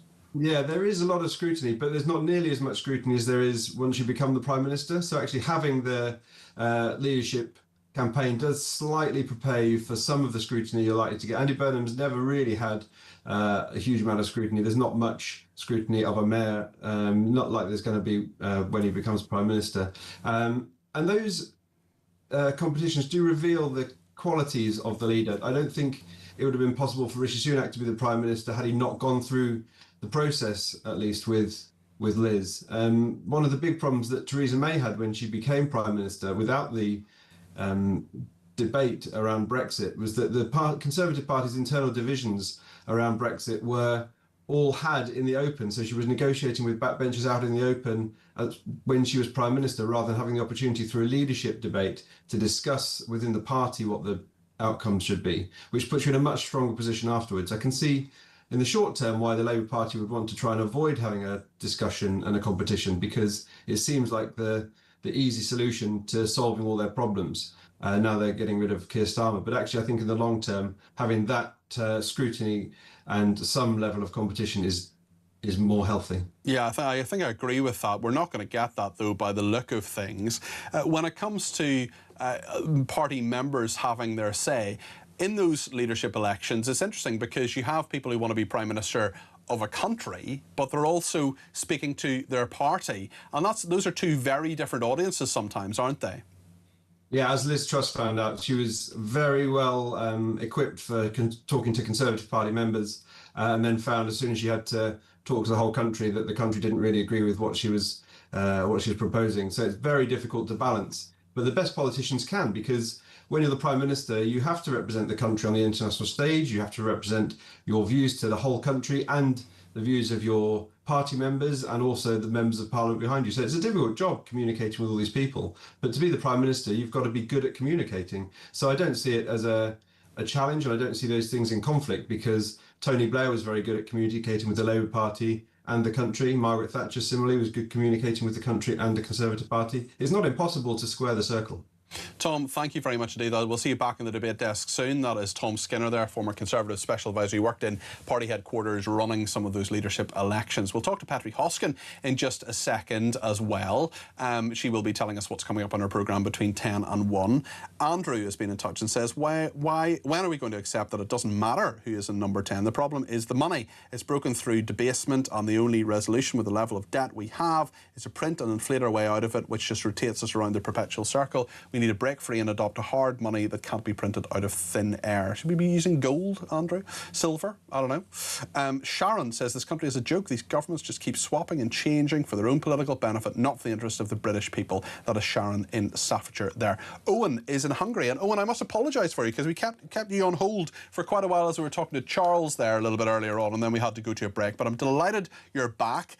You're a new caller, and I'm delighted that you have given us a ring. What's on your mind this evening? Hi, Peter. I'm on a new phone, actually. You and I have spoken before. I thought we had, because there aren't too many people give us a ring from Hungary. So it said new caller, but you're not a new caller. But it's great to have you back anyway. Like Andy Burnham, we discussed it before. We discussed, Andy Burnham, we had him in our lives previously. Now he's come back. Well, that's it, yeah. So the last time that you and I chatted, it was about the by-election in Gorton and Denton, and I called it for the Greens. And apparently I was vindicated. So I'm now going to make another prediction. Mm-hmm. I think Andy Burnham will call a general election when he's crowned. Why would he, though? Why would he, Owen? Well, because, first of all, I've got 100 clips of Labour frontbenchers calling for a general election lined up on my phone for when they say, we don't need a general election. I've got Angela Rayner, I've got all sorts of Labour MPs saying, we don't need it, we don't need it, we don't need it.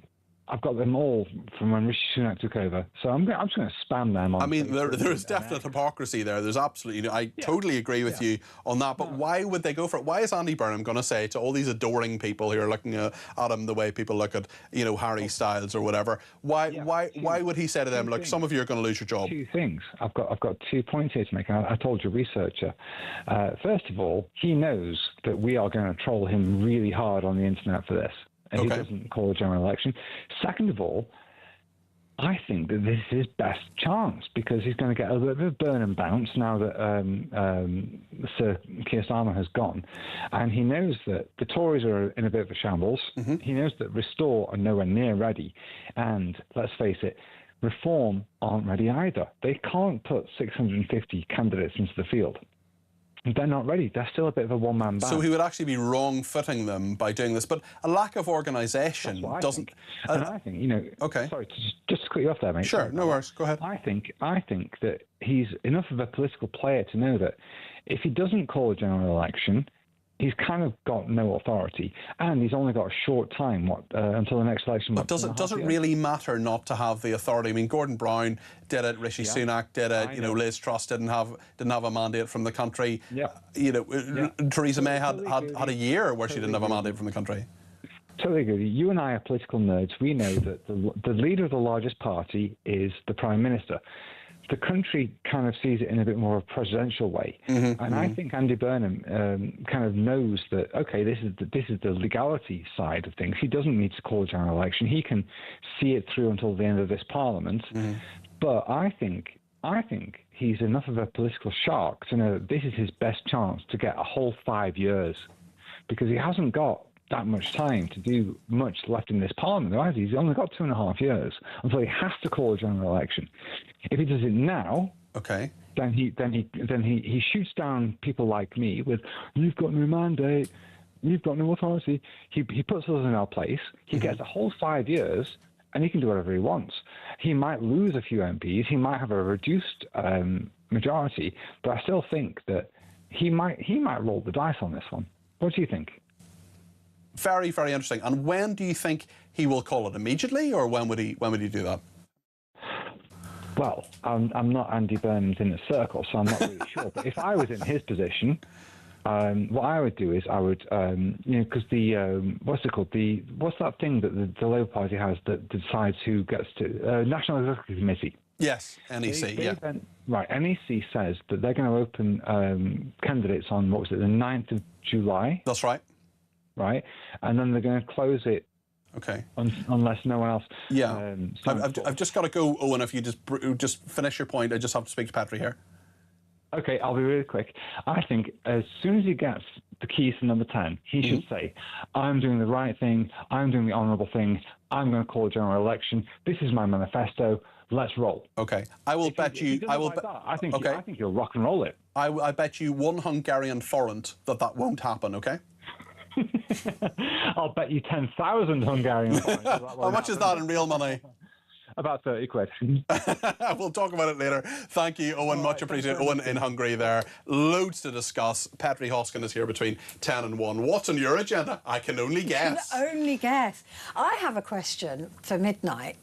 Are we ungovernable? Because 7 PMs in 10 years. I think we're getting the